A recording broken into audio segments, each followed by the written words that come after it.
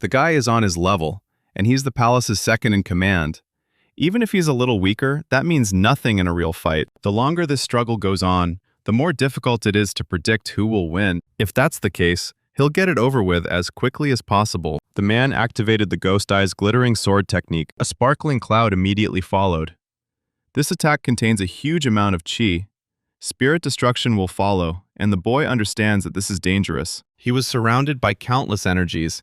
He had no choice but to accept the blow. Ma Kanying couldn't understand how this was possible. How could he have survived after this? The young master said it was terrible. He really thought he was going to die. The bleeding had stopped, but it wasn't his doing.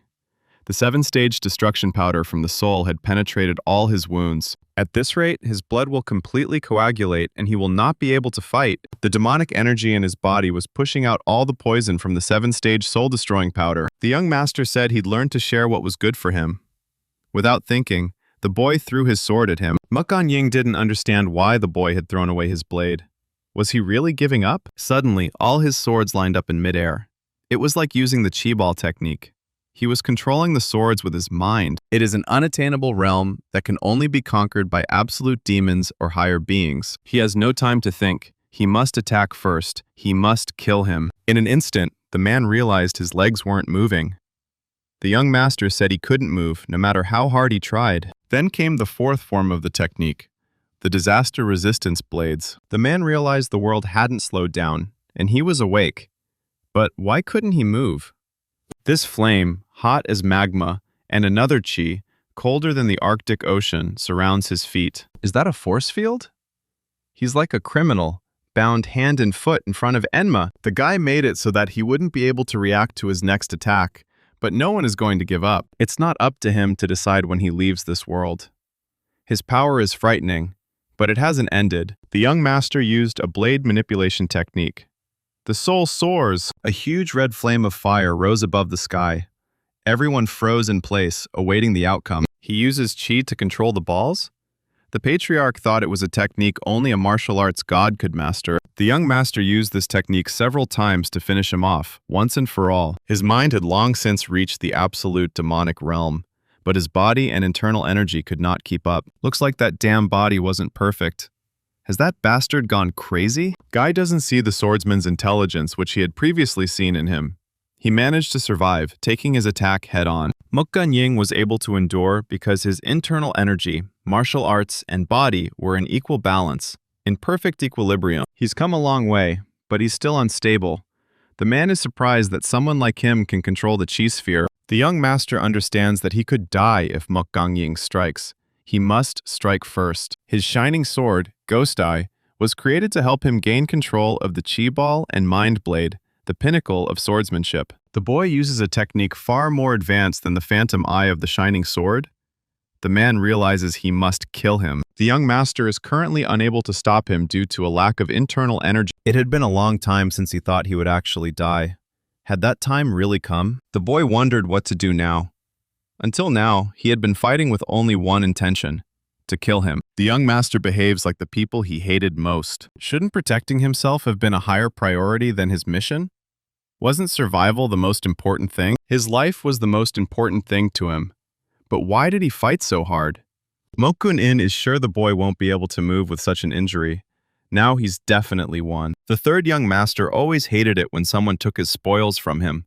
But he knew he couldn't neglect himself. He could no longer stand on his feet and collapsed from the loss of a large amount of blood. The last name he gave was Goldie. Master Gogu and his squad finally arrived. He was shocked to see a bright red light. The man ordered everyone to split up and go in search of the third young lord. Meanwhile, Goldie hypnotized her enemies with her magical gaze, and they began to kill each other. Ma Kanying couldn't understand what was happening. Could this beast really have done this? This unreal creature? This is the embodiment of disaster. One could only read about it in legends. The young gentleman came to his senses and said that Goldie was a mythical creature guarding a secluded bamboo grove. Ma Kanying froze in place. How did the guy end up alive? What was going on? And what is that expression on his face? Is he in ecstasy? Or has a demon consumed his body? His wounds are healing before our eyes. How is that even possible? Who is this guy? He can't be near him. He needs to leave, and quickly. Is this some kind of divine level of martial arts? He has an incredibly strong chi wave. The young master asked if he was a little disappointed with the martial arts he used. Now this guy will show you what real art is. This is a real hellish wind. One powerful blow from the young master's chi wave wiped Makgan Ying off the face of the earth. A devilish lotus flower blossomed amidst the bloody waters. Another demon king was born on this great vast continent. Divine teachings are undeniable. All demons fall before Ni. He Guogu, master of the Hall of Criminal Law, greets the third young lord. His entire troop also bowed and greeted the young lord. The young master hadn't expected to see them here. The man replied that the chief strategist had sent them. He apologized for being late. Let him punish them as he saw fit. The guy told him to stand up. He put him in an awkward position. But is he all right? Master Gogu asked. He replied that this was the best he had. Only scars remain. No injuries or bruises. Heals so quickly. Those who, like him, have reached the pinnacle of the demonic martial realm can use their internal energy to accelerate healing. The body makes the impossible possible, moving into a new reality. Master Gogu congratulated the boy on reaching the highest demonic realm. He said he was simply lucky. The third young master is now one step closer to becoming the cult's successor. Young master. It's funny to hear him say that. I mean, he doesn't even like him. Guogu said it was some kind of misunderstanding. However, the guy doesn't care what he thinks of him. He has no interest in this man at all. The guys who captured the Chox family, the henchmen of the Sword Palace, all but one are dead. He left the heir of the Sword Palace alive. Let him take it back to the cult. The young master still has work to do. He told the patriarch he was going to rest at a nearby branch. Would this man go with him? Had Zhengri-san already considered returning to the Gyeongyang residence? But he decided not to refuse the boy. The third young master, So Riang, is an extraordinary genius who reached the highest demonic realm in his early 20s. The young master may have started out the same as him, but this guy is so different from him now. When a person enters a new martial realm, they must work hard to control the new power. But since they have already reached the highest point in their previous life, this realm is no longer too new to them. He simply needed to meditate, as he had attained this world through demonic martial arts. So, this is the highest demonic realm. The patriarch asked how long Dongpil had known the third young master. He replied that it would soon be 2 years. Zhengri-san knows that time doesn't dictate friendship between people, but he thought they had known him for at least 10 years. Dongpil said this guy had done a lot for him. It's as if he's looking at two comrades who survived the war together, rather than a young lord and his subordinate guard warrior. Dongpil suggested they stretch a bit. Zhengri-san said the young master had told them to start dinner without him, but that would be impolite. Just waiting is boring too. You can practice. Dongpil is grateful for this. He always considered his sea dragon spear a great weapon. The patriarch said it wasn't as good as his sword. After all, it was one of the 10 great demonic swords of the Jianghu. However, he was never able to unlock the sword's true potential, so for now, it's nothing more than a sharp and sturdy sword. That's the essence of weapons. Even if the Silent King's sword is a truly superior demonic sword, it's still just a weapon. The true potential of any weapon lies in its form. All he needs to do is swing the sword effectively. He doesn't need to think about how to exploit its hidden capabilities. From a martial artist's perspective, this is not necessary. The patriarch asked him to add, does he remember the sword of the deputy master of the Sword Palace? His sword was neither divine nor a renowned weapon. It was an ordinary iron sword. With this sword, he was able to fight the third young lord with dignity. This meant he was well versed in the nature of weapons. Even the greatest martial artist will die if his heart is damaged. The result is the same, whether the wound was inflicted by a divine weapon or a wooden stick. All this time, Dongpil was so overwhelmed by the name of this ball that he could not concentrate on something so basic. He felt very awkward. He decided to go first, and the patriarch didn't object. Zhengri-san thinks Ma Dongpil is amazing. He fulfills his duties as the young lord's warrior escort, dedicating himself to martial arts. In essence, it is not a talent. Well, this attitude towards martial arts is more difficult to develop than talent. The boys have worked hard. Now they can have a little fun. The young master apologizes. He didn't notice how time had passed. The patriarch says it's all fine. He knows how long it takes to teach a new world of martial arts. The young man said he would be frank.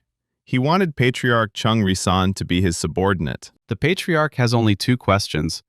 What will happen if he rejects his offer? The young master said that most people would ask what they would get by accepting the offer, but he instead asks what would happen if they refused his offer. The guy will offer him two options.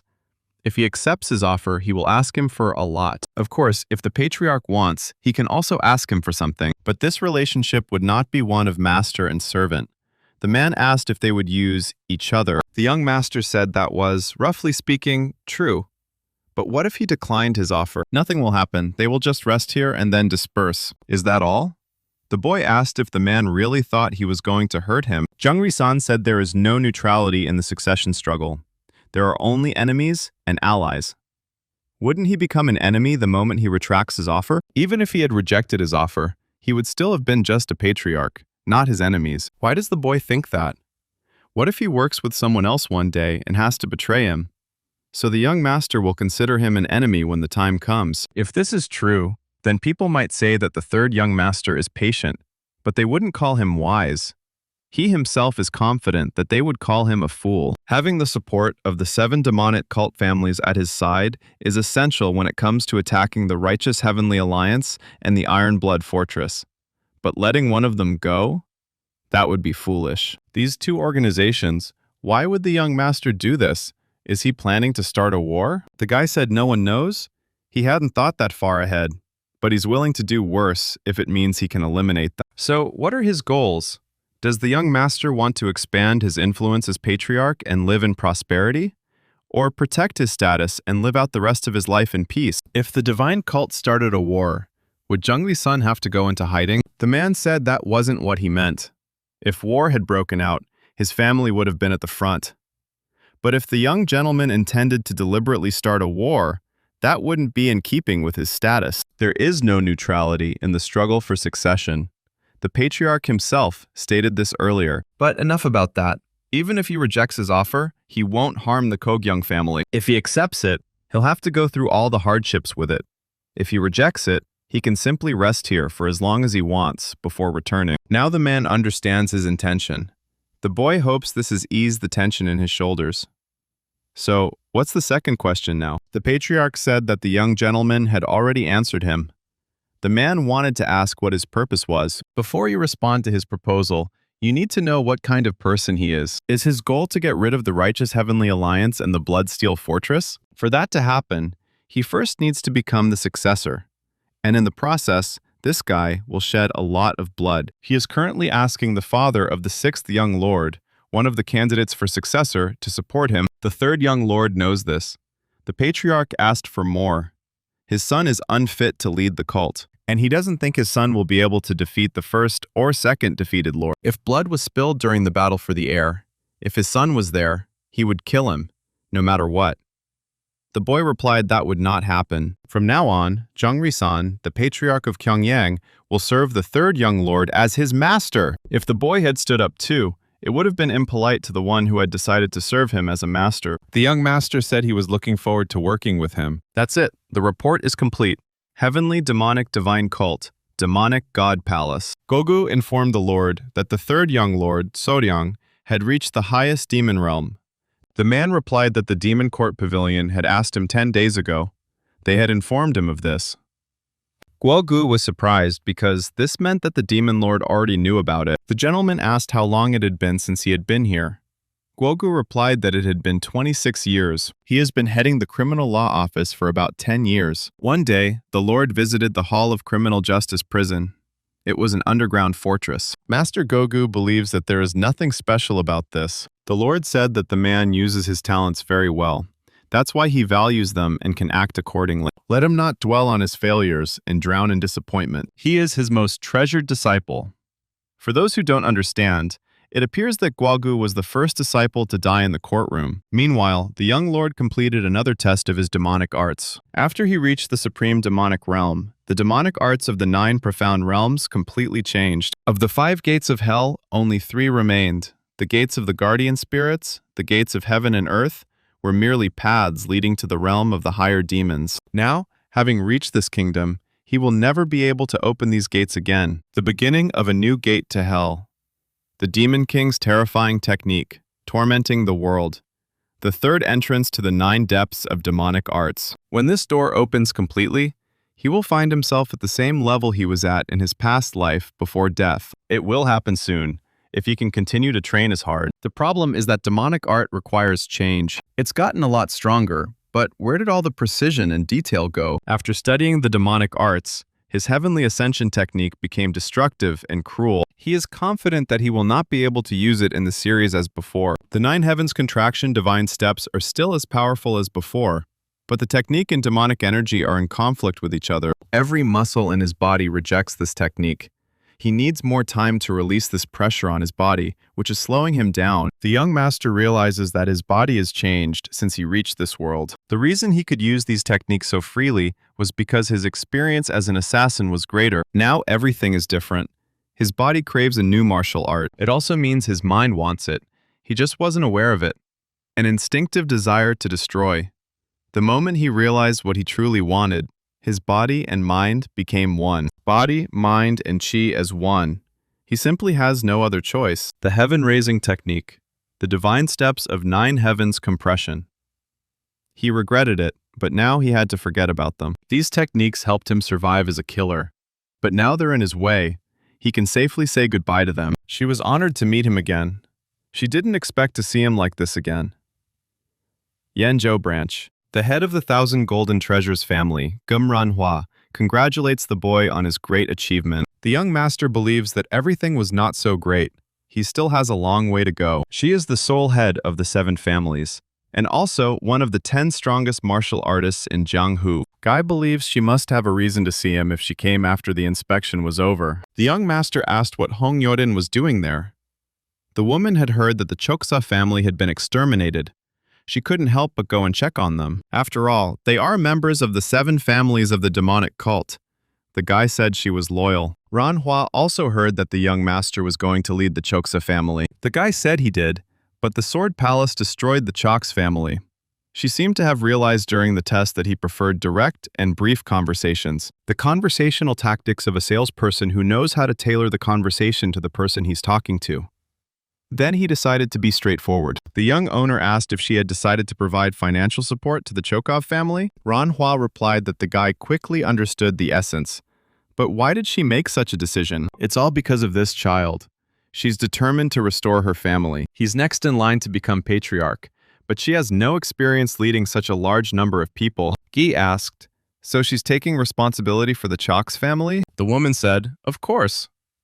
The young master thought that made the situation interesting. He was going to take over what was left of the Choks family anyway, but he doesn't think it's leftovers anymore, if she cares about them. Dongpil thought it odd that Ranhua had come to the young master, given that the inspection had already ended. Zhongri-san had said that the 1,000 treasures were very famous. This family is very famous even outside the cult, so their support would be very useful to the young lord. After all, money is needed in any war, whether between organizations or individuals. The guy came out, and Chungri-san said to his master, "This is a great job." So Ryan said he was embarrassed. He should just call him young lord, but man thinks he can do it. Once a lord, always a lord. The conversation with the matriarch went well. Even the 1,000 Gold Treasures family couldn't immediately restore the Choks family to its former state, but they will support them for 3 years. So Ryang intends to take 1/3 of the Choksa family's shares. But why only 1/3? Asked Zhongdi-san. The young master wanted everything, but that's all he got. It's all because of those damn bastards from the Sword Palace. But will the cult allow this to happen? So Ryang asks why not. He believes Zhongli-san poses a greater threat than the Choks family. After all, this man chose to serve him as his master. Isn't that more important to the cult? That is why, in negotiations with the head of the family, it was stipulated that the deal would only be valid until he became the heir. The promise made to the family about 1,000 gold treasures and his position will be broken if he does not become his successor. This whole relationship isn't whole. That's what he's trying to say. Zhongri-san said he chose to serve him as his master, not betray him. So Ryang said it was nice to hear that he wanted to be loyal to him until the very end. But that was just a nice way of saying, let's all die together. Just let him help him in any way he could. That's all he needed. However, the guy will have to do something to get that 3rd award. He needs to create an antidote and heal all members of the Choks family. If he can't reverse the effects of the deity's destructive poison, he won't be able to obtain this 3rd piece. In any case, it's a fair deal. The guy was going to argue with the head of the Choks family, but he's not here right now. Then he needs to take what's left. But all that's left are sick people. He has no other choice. He can't just leave them alone. He has to heal them. Jung Ri-san asked why he didn't just give up on the Choksa family. If he needed more people on his side, why not take on another family? He is confident that at least one of them will join him if this person is with him. The young master said no. He could no longer interfere in the affairs of the 7 families. This was too much. It was more than just a matter of money and competition. He's going to try something interesting while he's healing the people of Chalks, so I'll have to ask him for a favor. Or rather, no, that's probably an order. He thinks the Sea King's guards have had enough rest. Deputy Secmaster Hao has a new message. Songbek has learned that the Dark Trio Squad, the Afterlife Society, and the Slaughter Pavilion have fallen. The Slaughter Pavilion is an assassination organization operating in the southeastern regions of Zhongyuan. They've always been famous, but there's a reason they were able to achieve what they did. About 10 years ago, there was a killer considered the best in the south. It was in the slaughterhouse that this killer was bred. Even the slaughterhouse was destroyed in just one night. The man couldn't understand how this was possible. Maybe it's a sect of beggars? The Slaughter Pavilion does a lot for them. If they were destroyed, it was most likely done by the beggars from the beggar sect, since they hate them. It's some kind of curse. They spent tens of thousands of nyang on the slaughterhouse pavilion. Sangbek shouted to his subordinate to bring him a list of the people who had participated in the defeat of the king 2 years ago. And quickly, looking at the documents provided, he said he knew it. All 3 organizations were involved in the persecution of the king. The pursuit of the king. The battle that took place during the pursuit of the king. He was the king of assassins, the best of the top 10 martial artists of the time. The pursuit lasted 7 days and 7 nights. It is said that nearly 700 people perished at the hands of the bloodthirsty king. If he managed to kill 700 people in those 7 days, that means he was killing 100 people every day. And that was while the man was on the run. This incident showed how strong even one experienced martial artist can be, so that the organizations involved in the incident would be destroyed? Could the Righteous Heavenly Alliance and the Bloodsteel Fortress have been part of this? Are they eliminating them now to get rid of witnesses? But that was so long ago. It doesn't make sense. Firstly, the demonic cult has a strong influence in the south. It would be too difficult to send troops there to do something like that. It would be more logical to assume that the Killer King was resurrected and took revenge. The servant opened the door abruptly and said that there was more urgent news. Sangbek wondered if this was true. Was this the work of a demonic cult? Suddenly, a voice came from the window. The guy said that, to be more precise, it was his doing. He knew it would be the house sect. The young gentleman knew that their headquarters were hidden somewhere in an alley or market square, and he certainly didn't expect to find himself in such a valley. They made a great impression on him. The guys will have to work with him a little on some things. The servant asked who he was. Sanbek asked for the boy from the Great Mountains. The young master replied that they had guessed correctly. The boys asked him to tell them his name. He replied that his name was So Ryang, but the man didn't know if there was anyone by that name in the demonic cult. The servant introduced himself and said that he was the deputy head of the House sect, then greeted the 3rd young lord of the divine cult. The boy found it strange that the demon lord's disciples were almost unknown in Muram, but he knew him from somewhere. As I expected from the 2nd most powerful member of the House sect, who is known to have all the information about Marim. Young master said they weren't close enough to drink tea together, so he'd get straight to the point. They're close enough to the point of steel blood, right? And he thinks they're also close to the Slaughter Pavilion? He realized that no matter how hard the house sect tried, they could never compare to the heavenly demon divine cult. If this man screws up, it could be the end of the entire sect.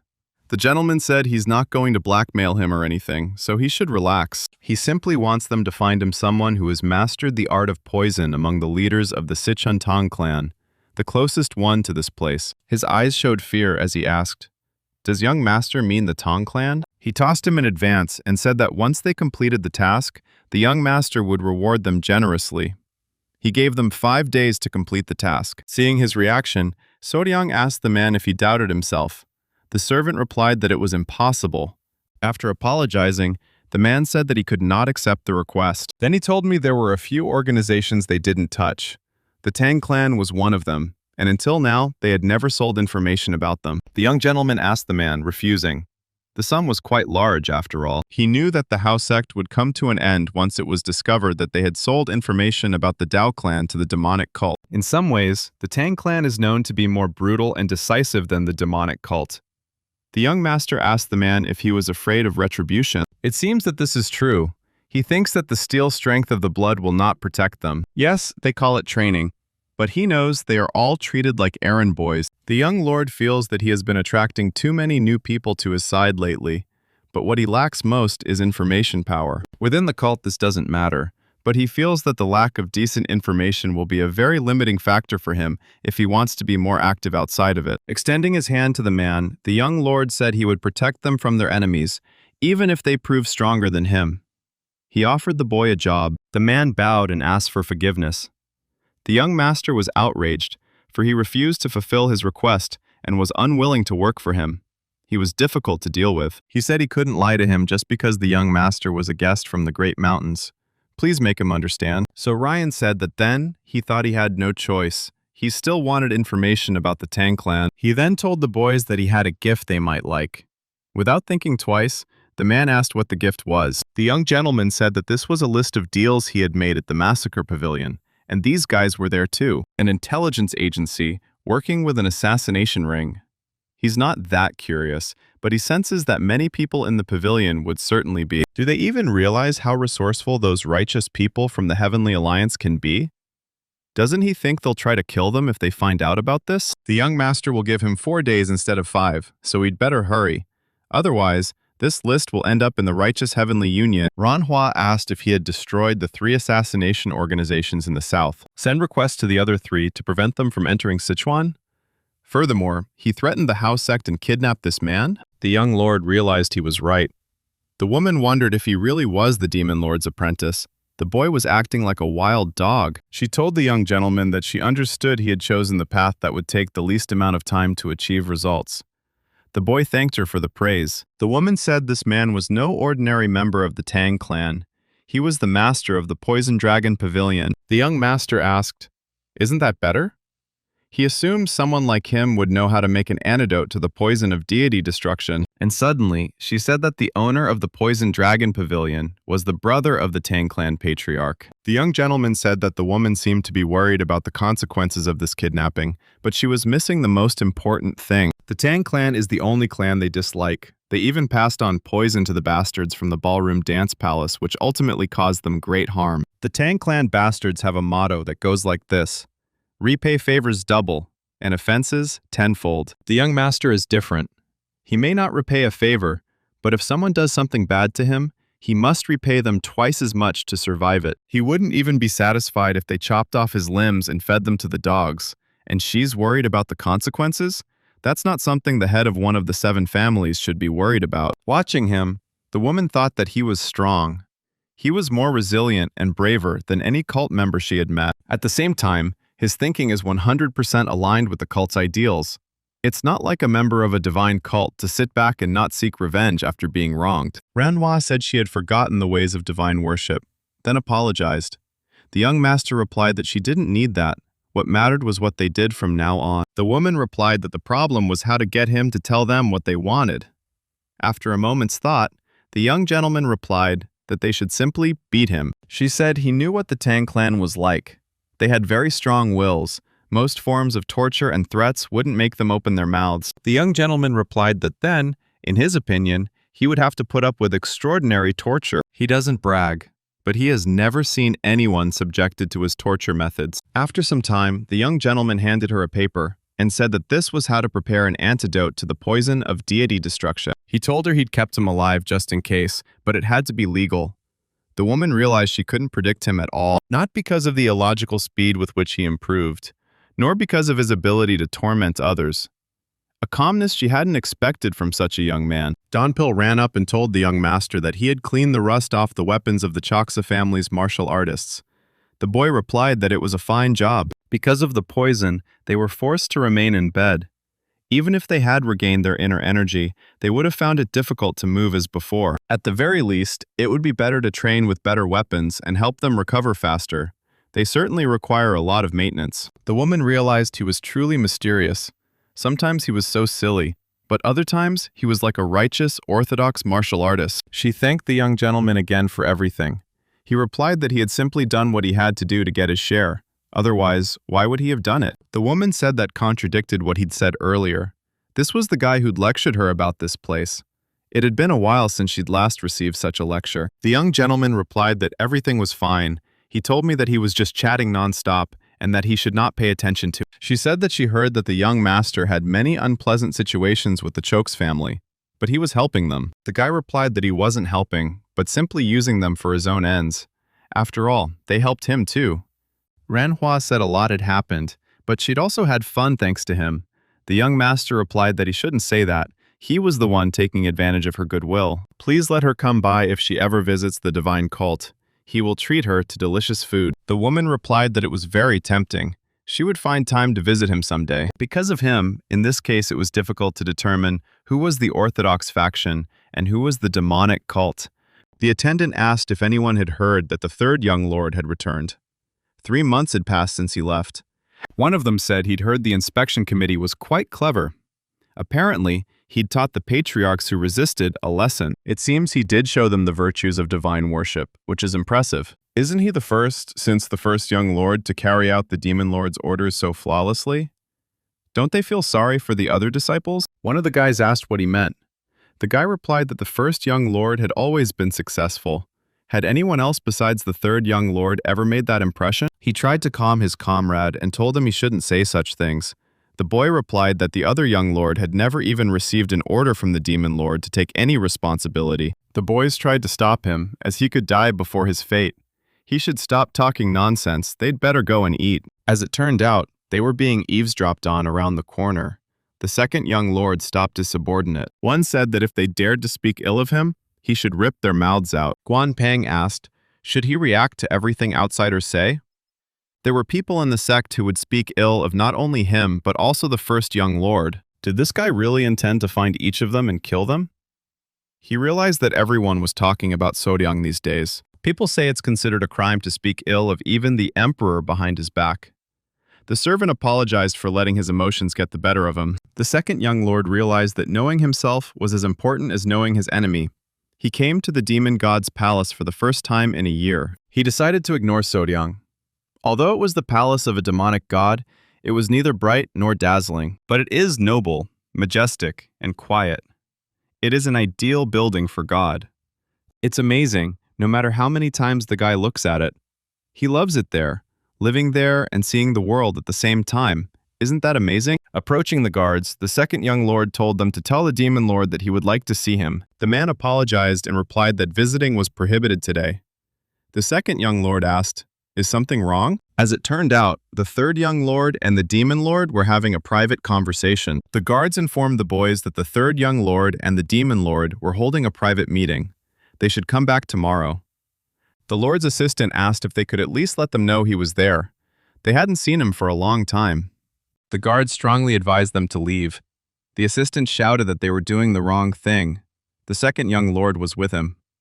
Guan Pen turned around and said that was enough. He made it clear that he would not humiliate himself in front of them. Chief strategist Hoyo-sung watched from the window.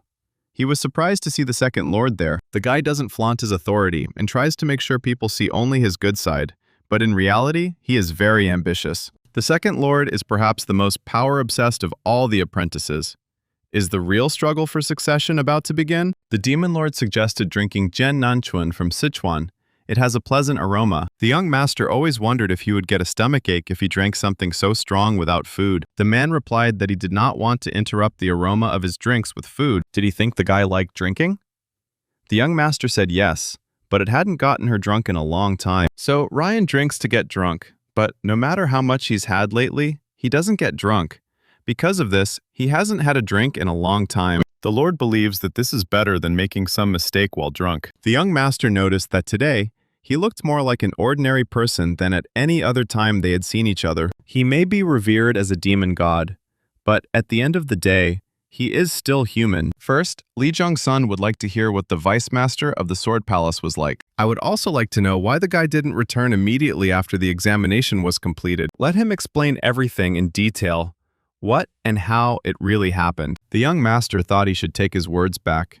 They still frightened him. So the guy heard that Chokes' family had been captured, but he was too late, because he was getting rid of the bastards there. He replied that it was safe to say so. The young master found it strange that he simply resigned himself to this.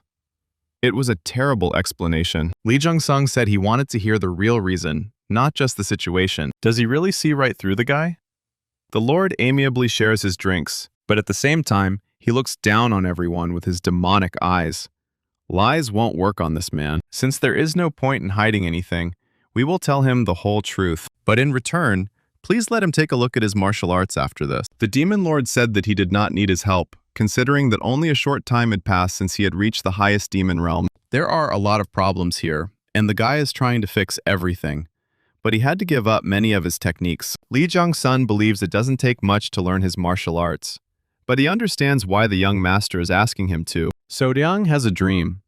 This is to wipe out the righteous heavenly alliance and the fortress of steel blood from the face of the earth. The Overlord wanted to know why he was helping Chox's family, despite having such a bad relationship with him. It is best to have a large force to destroy the alliance. Both groups are enemies of the cult. But until now, the boy had never shown any concern for these two. Has anything changed since meeting the first elder of the alliance? The third young gentleman said that there is nothing but hatred. A small fire can burn down a whole mountain. A small hatred can grow into something as strong as disgust. Sometimes hatred arises without any reason. The Overlord won't ask why he hated these two organizations, but he can't say that what the guy did to the Poison Dragon Pavilion Master wasn't reckless. The young master disagreed. The Tang clan had played a major role in the downfall of the Chocha family. Lee Jung-sun was planning to destroy the Choxa family. He had previously said that a small fire could burn down an entire mountain. The same thing happens with organizations.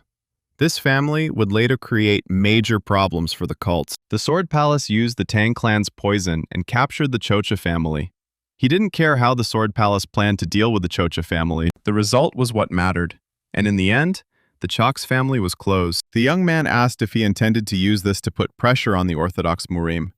He replied that it would be too insignificant a step. He was going to do more than just put pressure on them. The Overlord wanted to destroy at least 3 of the 10 great sects or 5 great clans. But could this lead to war? The man replied that he was too naive. The fall of a few sects and clans won't trigger a war. Even if there were many more, war wouldn't be declared. At the same time, the fall of just one sect or clan can lead to war. The key is who was destroyed, not how many there were. War won't happen, no matter how many people die, if they're the wrong people. However, the death of just one important person can shake the entire world. If the young master was killed by the Sword Palace as the Inspector General, it could lead to war. That's why everything is calm despite the death of the Righteous Heavenly Alliance's first elder. He was good for nothing for a while.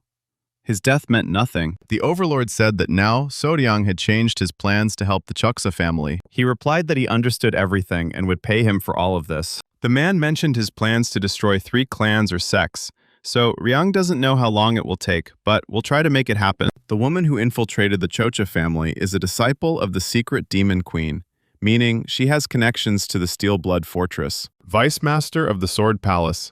From the 4 palaces of the outer wall, the Poison Dragon Pavilion Master is part of the Righteous Heavenly Alliance. In other words, they control people with influence within these 3 powers. The Lord said that the death of the right person could change everything. So he uses these 3 people and the house sect to do something very interesting. The man said to use the results to show him what he was going to do. Since his work as Inspector General had been excellent, he will trust him this time and will not blame him for interfering with his plans. The guy asked to look at his martial arts. Let him raise his weapon. Same method as before. Don't let him wait and attack him. The last time they dueled, his stance was impeccable. But now there are so many openings. It doesn't matter if he is too perfect and full of open spaces, but he seems determined to teach him. The young master couldn't defeat him no matter what, so he had to try to attack properly. If there's only a small difference between perfection and imperfection, he needs to strike in a way that will kill him in one blow, and he needs to be prepared for that. The Demon Lord noticed that the boy had definitely changed. The man had participated in training matches with the 9 great demon elders many times. The result was always the same. Despite the passage of time, they couldn't even attempt an attack. And eventually, they sank to their knees. They praised the greatness of God and left, admitting that they were not good enough. This is unsurprising. On this side of the Murim, there's a very clear chain of command. A demonic martial artist of a higher rank can easily defeat a demon of a lower rank. But this guy is different. He doesn't even think about attacking me. despite the fact that he knows that he won't be able to kill me. Or is he really trying to kill him? The young master is much weaker than the demon elders, but attacks him with full intent to kill. He knows his conviction must be at least that strong if he hopes to land even one blow. His aura is now closer to that of a demonic martial artist than that of death, but deep down he still possesses the instincts of a grim reaper. The young master was the first to strike, but at the same moment he was thrown aside by the shockwave. He realized he couldn't move his legs. The young master could no longer use the Nine Heavens divine contraction stage. Even if I could, it wouldn't flow as naturally as it did before. Watching the demon lord, the young master couldn't understand what he was looking at. He then shouted that he would continue. The man replied no, after which he suggested trying a different approach this time. The demon lord shouted for him to try blocking it now. The young master realized he was distorting space. The guy felt neither the wind, nor the heat, nor the sunlight. He knew it was definitely an illusion created by his demonic energy, but it was so bright. The demon lord said that this is called the demonic palm of heaven. Let him try to take it away. The boy realized his strength was terrifying. It felt like all his muscles were about to tear apart. Unlike some masters who practice martial arts using chi, their own in their energy core, Lee Jung-sun uses both his own and nature's influence to influence everything he can see. The young master didn't even know that such a thing was possible. The boy uses the demonic arts of the 9 depths like armor around his body, but his skin still tears. He can't stop it. The demon lord said he heard the boy call this sword a dragon scale blade. The blade's name depends on its owner. However, before he took it, the blade was also called the demonic dragon slayer. It is said that the demon lord used this blade to behead its original owner, a dragon, when he founded the Great Mountains as his domain. He needed to understand the essence of this sword. The guy didn't understand how he was supposed to do this at all. Knowing the name of a martial arts technique is the first step to understanding it. The same applies to weapons. The young master learned the true name of the dragon scale blade. Let him discover this sword's true face. He'll feel that this is madness. If he understands ball handling, he'll know how to block its attack. The boy didn't know if it was possible. He shouldn't just pour his demonic energy into the sword. He needs to soften the nature of the demonic energy so that the blade and the energy itself can resonate. The young master replied that, frankly speaking, he did not quite understand the true power of this sword. However, from now on, he will make it his own demonic blade. The demonic hand of heaven establishes a balance with demonic energy and space to make this domain its own. He did the same thing, but using 10-fold demonic arts and a demonic blade to create a breach in the demonic hand of heaven. This is how he managed to repel the attack. The demon lord said that an experienced martial artist can block the ball's aura even with a stick. This is because an expert can utilize chi on a different level than a non-expert. Ways to use infinite chi. If he remembers this, he will be able to rise higher. The demon lord said that was all for today, after which he turned around and left. Following the demon lord, the young master heard him tell him that his muscles had changed. He had good endurance and was built perfectly for continuous, serial attacks. He replied that yes, but now everything is different. He has a build suited for short but explosive techniques. The guy thinks he could compensate for his stamina with demonic energy, but right now he's a little confused. Is that why he didn't continue attacking? After the guy failed his first attack, the old him would have immediately prepared a new one. The young master replied that he had done so. The demon lord said the boy's legs did not follow him. He said that lightning art would be very useful. The young gentleman didn't understand what he was talking about. The man allowed him to enter the pavilion of the demon's domain. Let him take whatever he saw fit. The boy was delighted, for he had become so generous. This was the pavilion of the demon's domain. It was believed to be a secret cult vault, where only those with the master's permission could enter. The young gentleman looked at this huge building with such admiration, he said that it was magnificent. Unlike other secret repositories, this place is filled with sacred scriptures and training texts for demons. It reminds him of the scripture pavilion in the Shaolin Temple. Is he mistaken in thinking that this place is similar in layout to the Holy Scripture Pavilion? This place was much larger, but the layout was definitely the same. Was there some connection between the two? He considered that this place was worshipped by various deities first of all. Then he realized that now was not the time for such questions. He only had one day there. Looking at the wounds on his arm, the demon lord said that it was a deadly blade trying to become demonic. He realized that he had managed to break through the chi of the demon emperor. What a mysterious man. His skill level is 10, but he always manages to show strength equal to 12. There are people like that. Those who can do more than they're supposed to. A talent that goes beyond mere talent. Judgment, reliability, creativity. This is an area that can only be achieved by possessing all of these. But he still isn't good enough. The guy is a very strong candidate, but he is not yet good enough to take on the duties of the head of the cult. If he couldn't cultivate, he wouldn't become a demon lord even if he won the succession battle. Holding the book he needed, the boy was overjoyed to finally find it. It was the Heavenly Demon's Lightning Fist, a technique that has the word Heavenly Demon in its name, despite not being a traditional demonic art. Unlike the Heavenly Ascension technique, it consumes a lot of internal energy. It's fast but not complex, and it doesn't rely on repeated attacks. Each blow is heavy and powerful. It's so strong that the guy won't need to land any more consecutive blows. The demon lord said there was one more thing. He would give him a new footwork technique that the boy must learn. It is called the best of the demonic martial arts. When the young master saw the next book, he was surprised, because these were the sovereign steps of the demon emperor. The chief strategist approached the demon lord and asked what brought him there. He replied that he wanted to ask only one question. Was permission granted to enter the demon domain pavilion? Was it the overlord? The man replied yes. The strategist said someone must have accomplished something great. Perhaps it was the court keeper? The ruler replied that he already knew the answer. He was pleased to learn that it was the third young lord. The demon lord was very surprised. The man said he'd messed up all his plans. The strategist replied that he could always come up with a new plan. It was better than war. But why the demon's domain pavilion? As far as he knew, the boy already had mastered several decent techniques. The demon lord replied that he was whining about them not being good enough. The strategist was very surprised. Ever since he recovered from the chi blockage, the demon lord has begun to converse with people. He's never been so talkative before. The man asked how the special protection subject was doing. He replied that he was currently under medical supervision. The demon lord said he heard that this guest is a real troublemaker. The strategist replied that he had indeed spoken with them once, but he didn't think it was true. It seemed they had another reason for being there. While in a secluded bamboo grove, the young man said it was hotter than he expected. He couldn't understand how the people there could handle the heat. With one deft movement of his hand, everything around him froze. He exhaled and said that it was much better this way. Meanwhile, Anghwa was busy cleaning the yard and couldn't even imagine what guests might expect today. She hadn't seen the young master for so long that she couldn't hold back her tears. The girl bowed and greeted the third young gentleman. So Ryan thought he'd never see her again. He gave her a book because he wanted her to feel more at ease without him. The guy thought that you can never predict life. Without thinking twice, he told the girl to show her hand. The young master felt quite a lot of internal energy. Do you really study hard?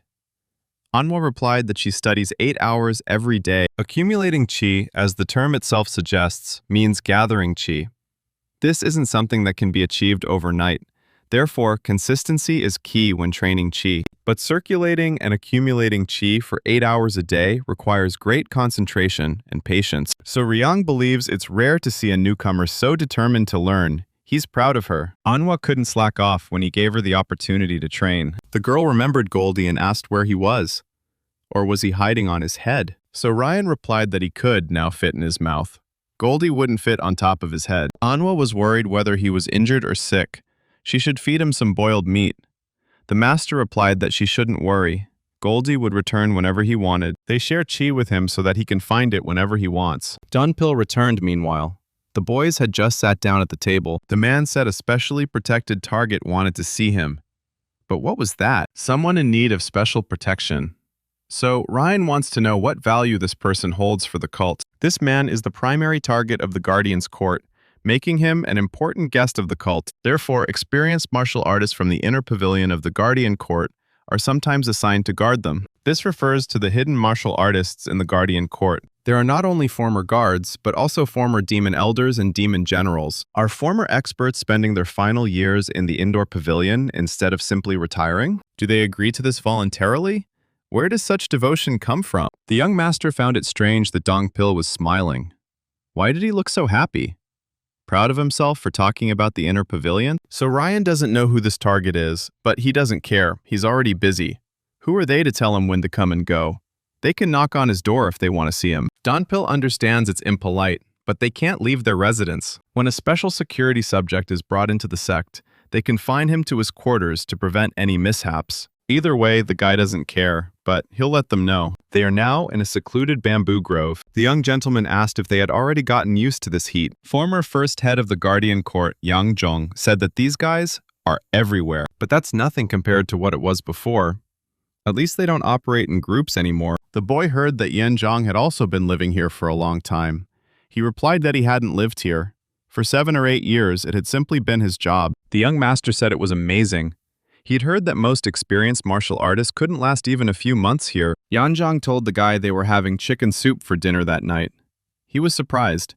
Would they eat that stuff? The former team members were looking forward to this dinner. It looks disgusting, but it tastes absolutely delicious. The guy said it was really delicious. Yan Zhong said he wouldn't be disappointed. There were still plenty of chicken legs left. Let him eat them. The young master asked if there was still no answer from the third lord. Yan Zhong said he'd just returned to the sect, so he's sure the guy's busy. He'll just have to wait a little longer. He replied that it would be nice if he could meet him in person. His request probably seemed rather rude to him. For him, it was not such a difficult favor. He just asked for a meeting with him. Their dish will soon get cold. Better let them continue eating. He originally wanted to meet the cult leader, but changed his mind on the way here. Meeting him alone would have been practically impossible anyway. Hearing what the third young lord was doing also changed his mind. This guy is the most popular candidate for successor. Yanzong asked why he wanted to see him so much. He didn't really have a particular reason. He was curious to meet him as he'd heard he'd fought with the Sword Palace. Meanwhile, So Ryan was trying to master the martial arts he had learned in the Demon Domain Pavilion. He remembered a total of 5 from the Demonic Domain Pavilion. One of them was the sword technique he was going to teach Donpil, and the rest were for him. One of the 4, the Bloodhill Palm, attracted him with its amazing destructive power, but it was not something he would be able to use right away. Right now, he needs to learn 3 of them. Sky Demon Lightning Fist, 1,000-mile aerial steps, Demon Emperor's Sovereign Steps.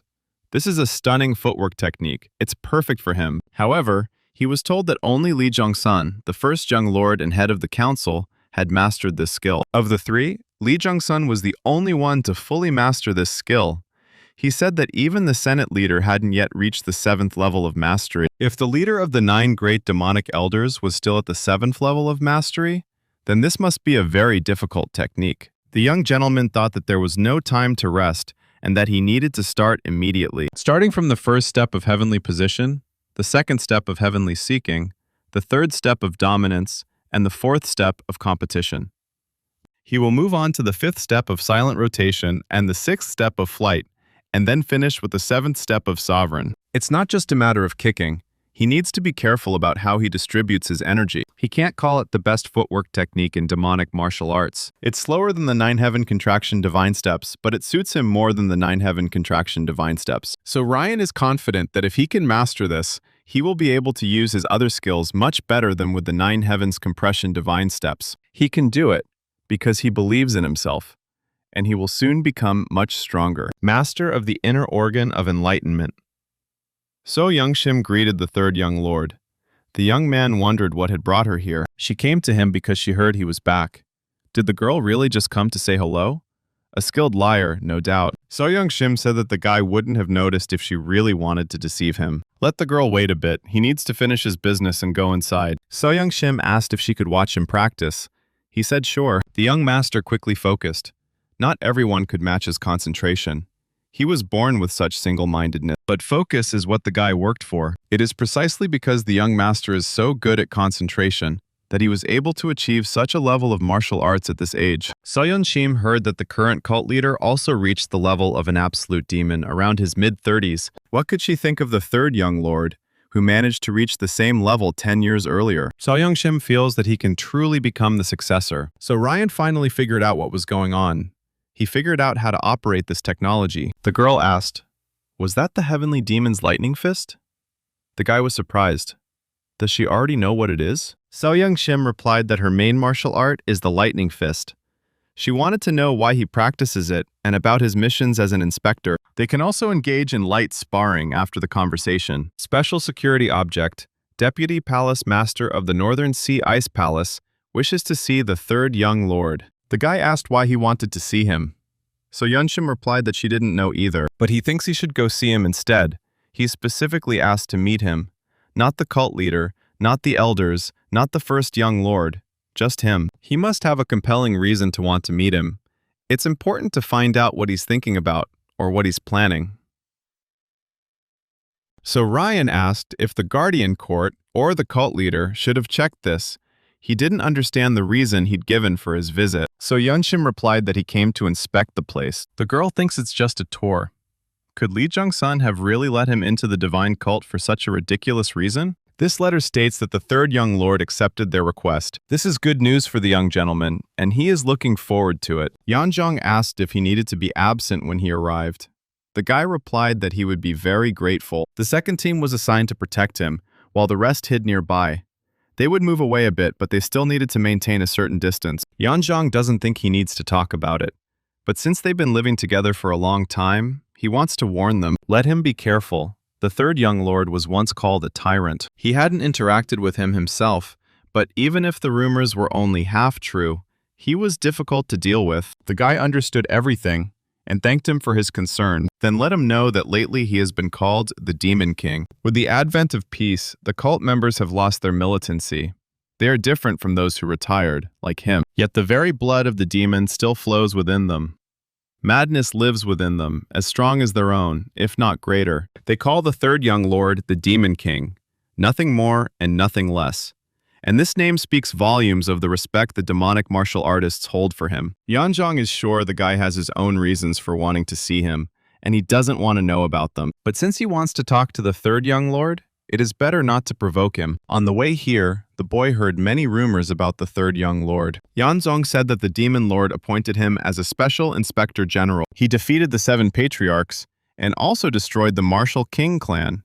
His martial arts are impressive, but his determination is even more impressive. And then the boy immediately realized that the third young lord was an interesting figure, and most importantly, he was experienced. The next day, Donpil stopped his master and asked where he was going.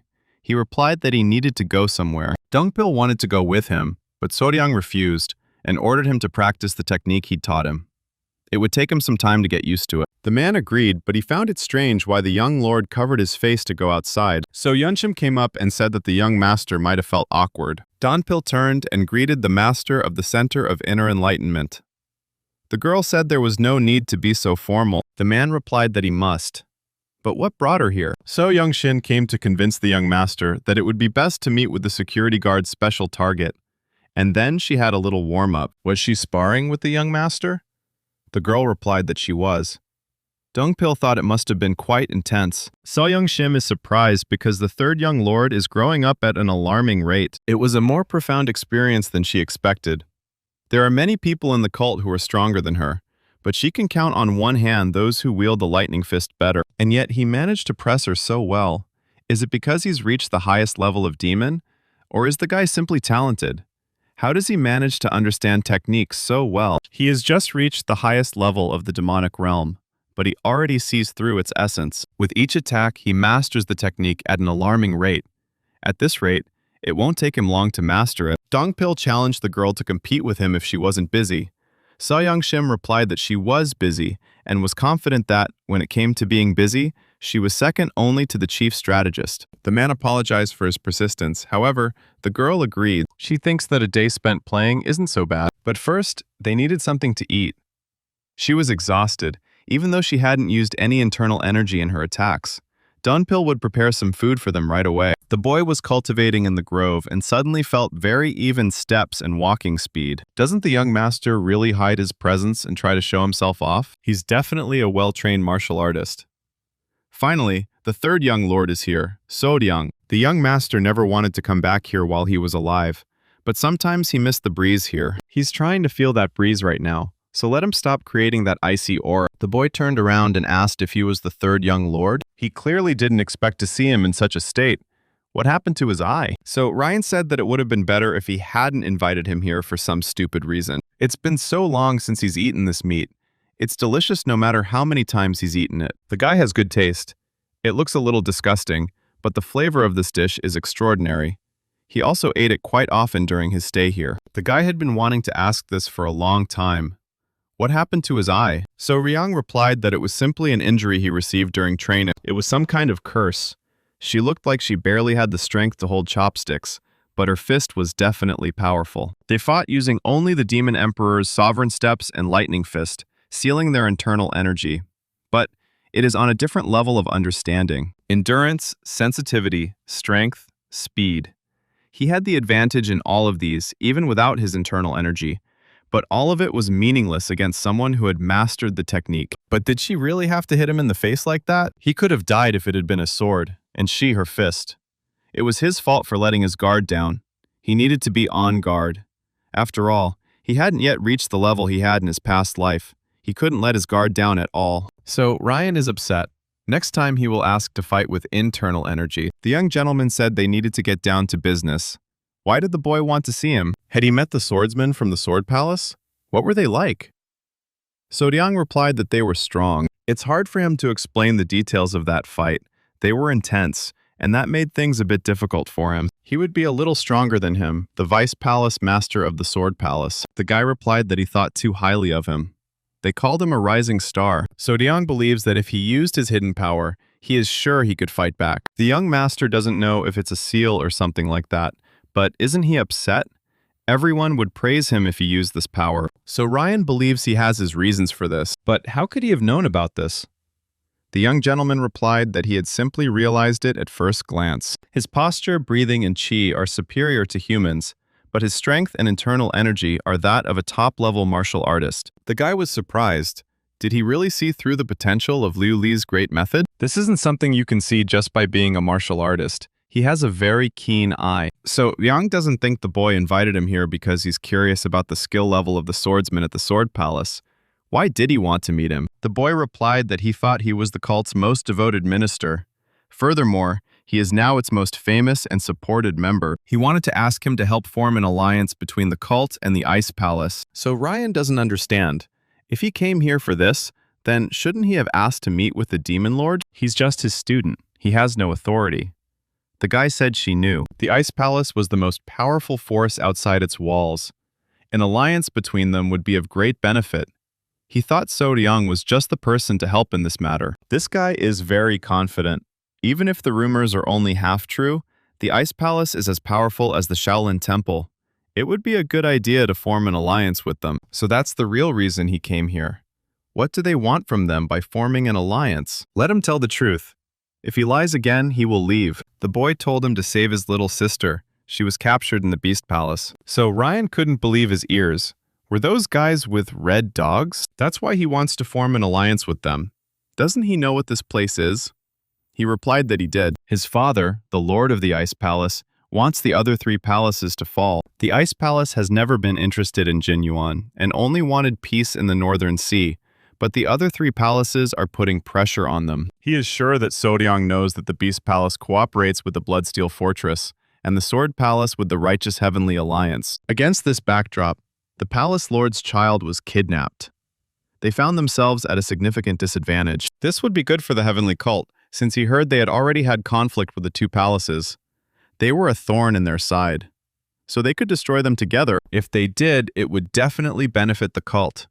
But that's something he'd have to discuss with the Demon Lord. He asked to meet him because he had heard of his destructive martial arts and courageous personality. But if the guy had known that he would be dragging his feet like this, he would have gone to the Demon Lord instead. Then why doesn't he meet him right now? The guy said that he couldn't miss such an opportunity and simply attacked the young gentleman. The successor of the Glacier Palace was surprised why So Ryang didn't dodge, since he had attacked with enough energy to kill. The young master said that he knew when a person had murderous intent. Any other martial artist would have instinctively blocked or dodged the blow, even if they knew it.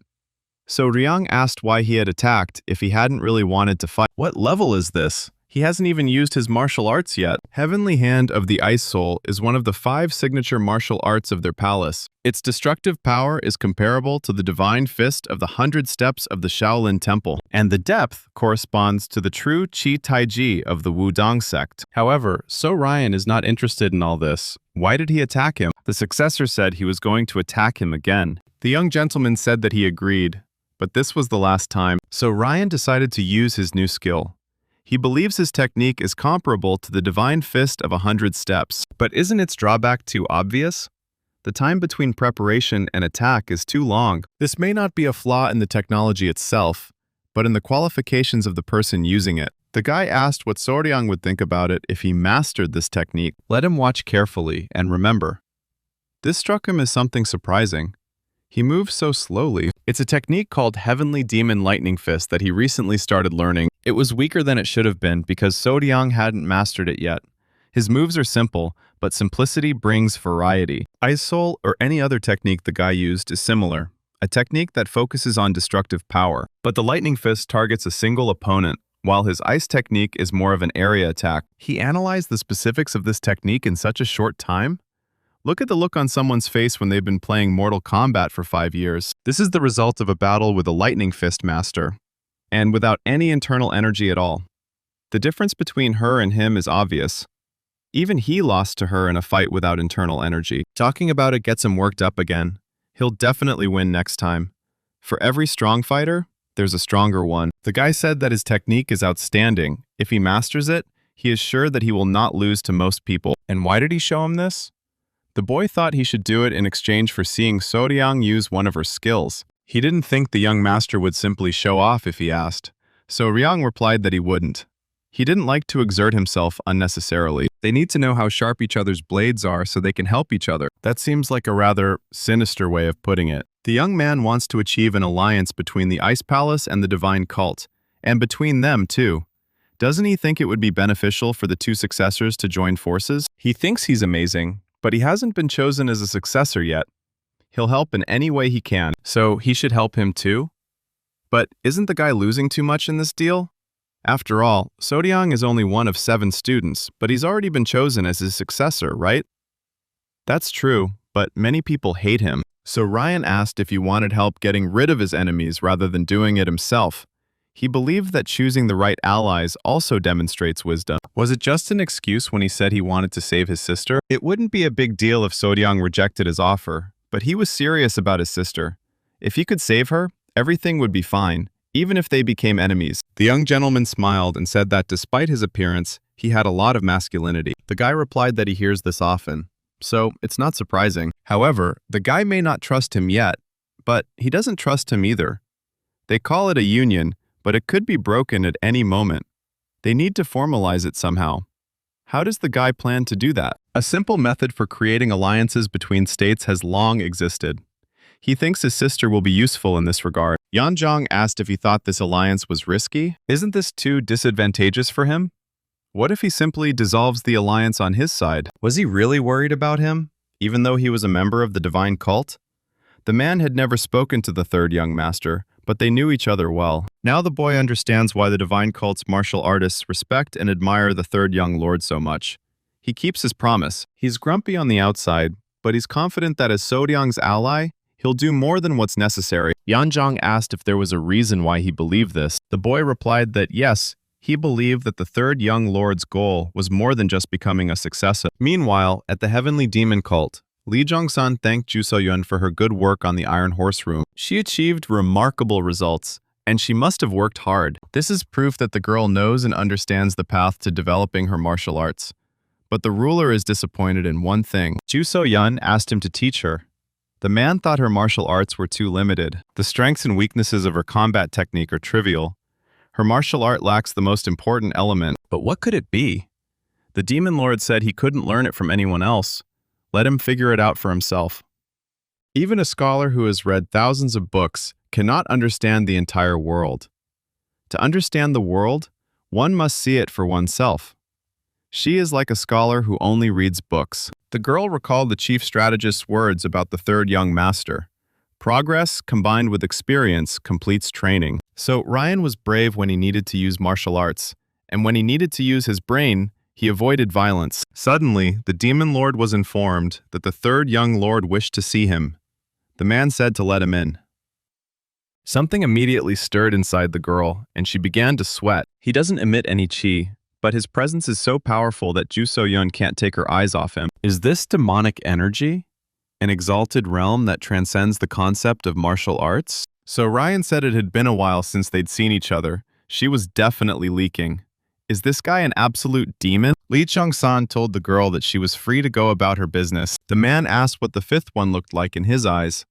The guy replied that it looked pretty good. She was sensitive enough to realize that he had reached the highest demonic level, and she seemed quite talented. Lee Jung-sung believes that's it.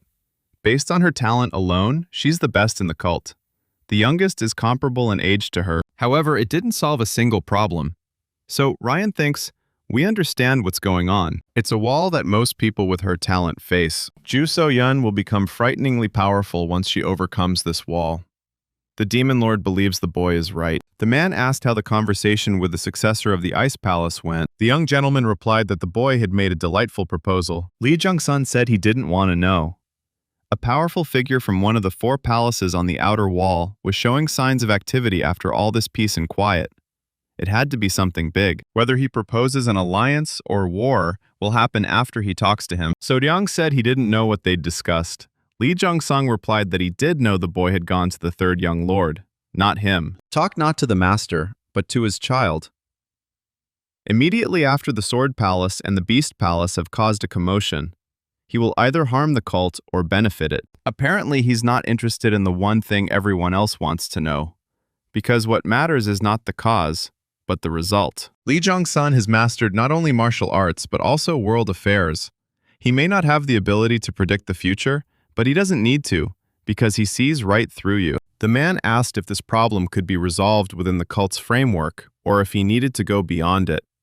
So Ryang said, both. The Demon Lord immediately responded that it was an alliance back then. He hadn't met him, but one had to be very strong to become the heir to the Ice Palace. They're strict, but even stricter with their own blood. In other words, the guy he met wasn't a weakling. Let him not allow himself to be manipulated, and do the opposite if he wants to achieve his goal. On that note, he would like to ask him for a favor. Let him allow him to use the powers of the cult for this matter. Lee Jung-sun said it was impossible. He had to do it in secret. The young master knew the man would say so. The reason he could bring a squad of berserker demons with him on an inspection was because it was an official mission. But he'll have to take care of that himself. It will be difficult for him to take troops with him. The young master realized he had no choice.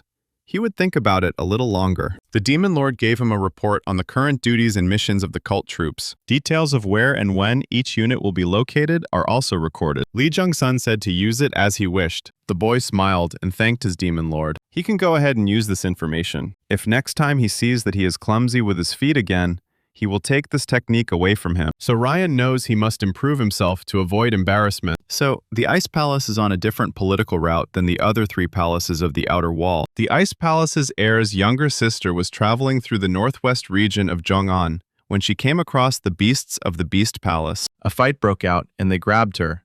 She simply didn't have a chance. What matters is what he can get out of the situation. An alliance with the heir to the Ice Palace. This means he will gain a powerful ally in his quest to become the successor. He has a share of the Choksa family, and also the support of the Kyogyeon family, but they can only help him indirectly because they are officially devoted to the divine cult. The Ice Palace is a different story entirely. Since they're not affiliated with the divine cult, they can be of great assistance. So Ryan can't trust them yet, but it's worth a try. Suddenly, the guy felt that someone was following him, and he stopped abruptly. The young master asked if she had anything to discuss with him. The girl replied that she did not. Then why does she continue to stalk him? Ju So-yeon said she had business with him. So Ryan found this absurd. She herself said that there was nothing to talk about. What was she even talking about? What's wrong with her? Why can't she just say it straight out? It's driving him crazy. The girl asked what she needed to complete her martial arts training. The young master asked what she was talking about. Ju So-yeon didn't know how to explain it. She just watched him and wants to know how he manages to improve so quickly. How was So Ryan able to reach the highest demon realm in such a short time? The young master was surprised that such a young girl like her already wanted to reach the highest demon realm. She must know that this isn't something that can be explained in words or demonstrated through actions.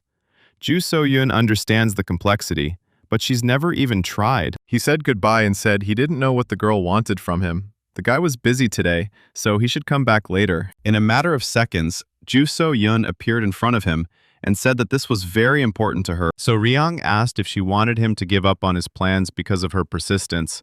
She replied no, she would simply stay by his side. The young master said she seemed to have forgotten they were rivals. However, the girl didn't see it that way. But what does no mean to her? Doesn't she know the guy beat up the fourth student? It has nothing to do with her. She doesn't care. But why does she think that? As long as the girl is the Demon Lord's apprentice, she must fight for that position. Ju So-yeon had already finally decided that she did not want to become the successor. Meanwhile, the second disciple of the Heavenly Demon Divine Cult, Gwan Pyong, went out for a walk in the courtyard. Ju So-yeon walked past him. He shouted at her, asking what she was so busy with that she hadn't even said hello to her brother. The girl returned and said hello. Gwangpen said they hadn't seen each other in a while. Was the last time at a big conference? Since then, her chi has improved significantly. So Yun thanked her brother for his observation. It seemed he had been training very hard too. The guy was surprised. Did she really think so? However, the third young gentleman was several times superior to all of them. But the girl decided there was no need to tell him this. She simply said goodbye and left. The second young master didn't understand what was going on. The girl told him he didn't need to worry about her. So-yeon wasn't interested in the succession race. Gwan Pyong ordered his assistant Chae Hwan to follow the fifth lady. But let him be careful. She is a sensitive child, so you need to stay away from her. The assistant asked him why he needed it. He replied that he just wanted to. He hoped she wouldn't give him a reason to follow her. At this point, the young master scolds Donpul. What happened to his face? He was furious that this woman had disgraced them both. One blow. One black eye. The guys decided to have another sword practice session. Donpil asked how he liked his technique, so Ryan replied that it was wonderful. He had already managed to fully understand it. That was quite difficult. The ninefold demonic sword technique he learns is one of the cult's top 10 techniques, so it's naturally very difficult. But he managed to do it more efficiently, using a very creative method. So Ryan wondered if he could have come up with something like that on his own. It was worth it to convey this technique to him. The young master announced that he was going to leave the sect in a few days. He considered leaving Donpil here, as it would be quite dangerous, but now the man has mastered a new technique, so he might change his mind. With this level of skill, he can take it anywhere. Donpil thanked the young master. The man was confused by the fact that the fifth mistress was watching them. What was she doing here anyway?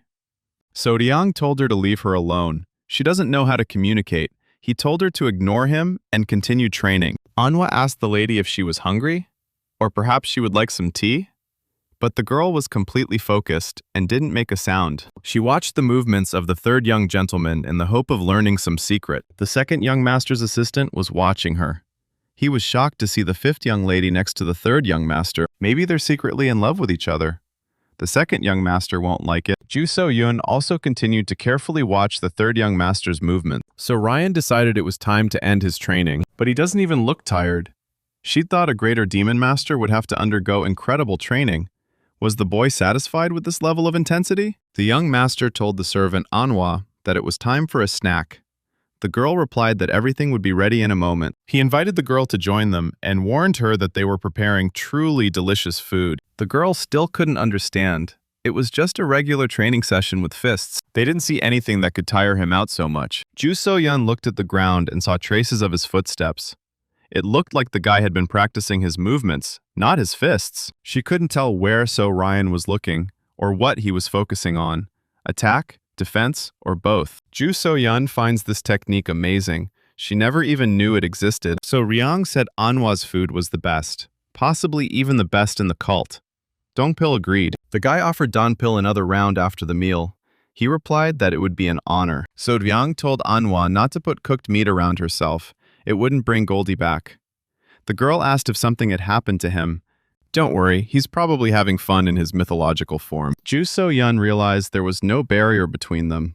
He treated his subordinates like friends. So Ryang asked if she'd managed to understand anything. She'd said she wanted to watch and learn. She replied that she hadn't yet. Understanding only makes sense when she finds it herself. But there's nothing worse than wasting time, so he warns her that's exactly how it will be. Now, it's not because of a difference in skills. She will have a hard time identifying her problem, no matter who she observes. Ju So-yeon asked why. He replied that it was because of her stubbornness. Was he referring to her passion for martial arts? So Ryang is referring to the belief that only her own methods will help her improve most quickly. He doesn't advise her to abandon her methods, but they don't always work for everyone. So, is she stubborn in her own methods? That's impossible, since she trains and gets enough rest to recover. What's wrong with that? Does she have someone she can have a heart-to-heart talk with about martial arts? Every martial artist has their own method. If she doesn't accept that it works, then she should consider why she's not making progress. He doesn't need to tell her that. Let her think about how many young talents have reached her level of understanding. He'll bet there are 5 or fewer. Ju So-yun replied that this didn't suit her. The young master suggested she broaden her horizons. The girl doesn't understand what he means when he says that her mind is too constrained. She believed he had a flexible mind when it came to martial arts. So what made them different then? So Ryan sensed that they had uninvited guests and ordered Dongpil to catch them. Jaewon was surprised that the lady allowed herself not only to train with him, but also to have lunch together. The master did the right thing in ordering him to keep an eye on the young mistress. If for some reason they were to join forces, it would be a hindrance. Suddenly, the man noticed that the blonde man had disappeared. Where could he have gone? Dongpil told him not to move.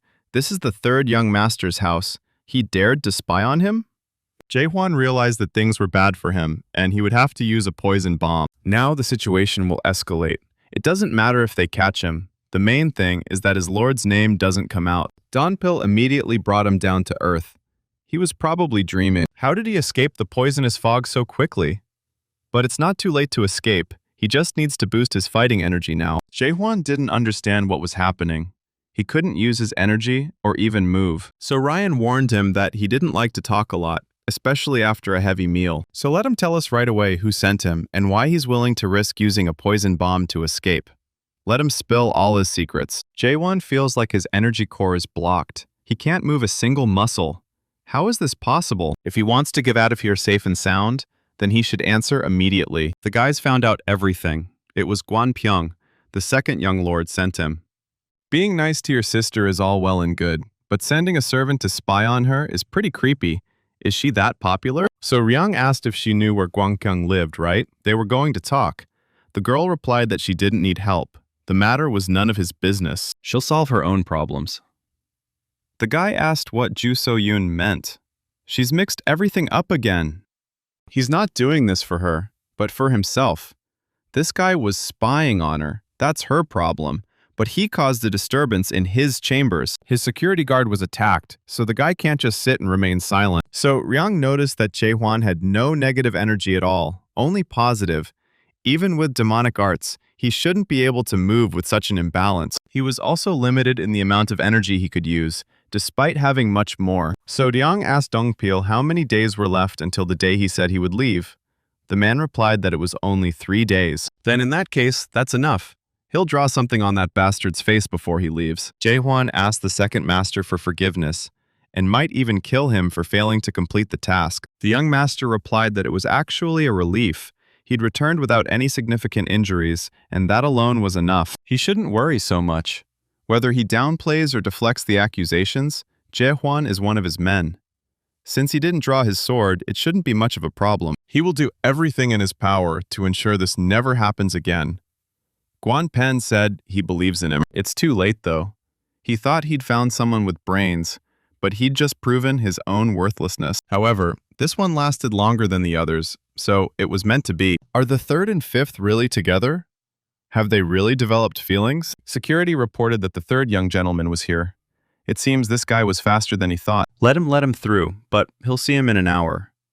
But why exactly an hour? The guard asked. Guan Pen replied that an hour would be enough. Does he want to run across the Mexican border and disappear? What do you guys think? Meanwhile, in the divine cult of the heavenly demon, guarding the demon chamber, the guys felt a strong demonic impulse from the 3rd chamber of demon guards. Suddenly, before their eyes, the sealed lock was broken by the energy of martial artists. A huge man stepped out from the camera. He saw the sun, and his first thought was that it was probably summer. If it is the 3rd protected area, then it is the person who is closest to becoming the next ruler. 3 years have already passed for him, and the air feels so pleasant. He is the greatest of the young masters of the divine cult.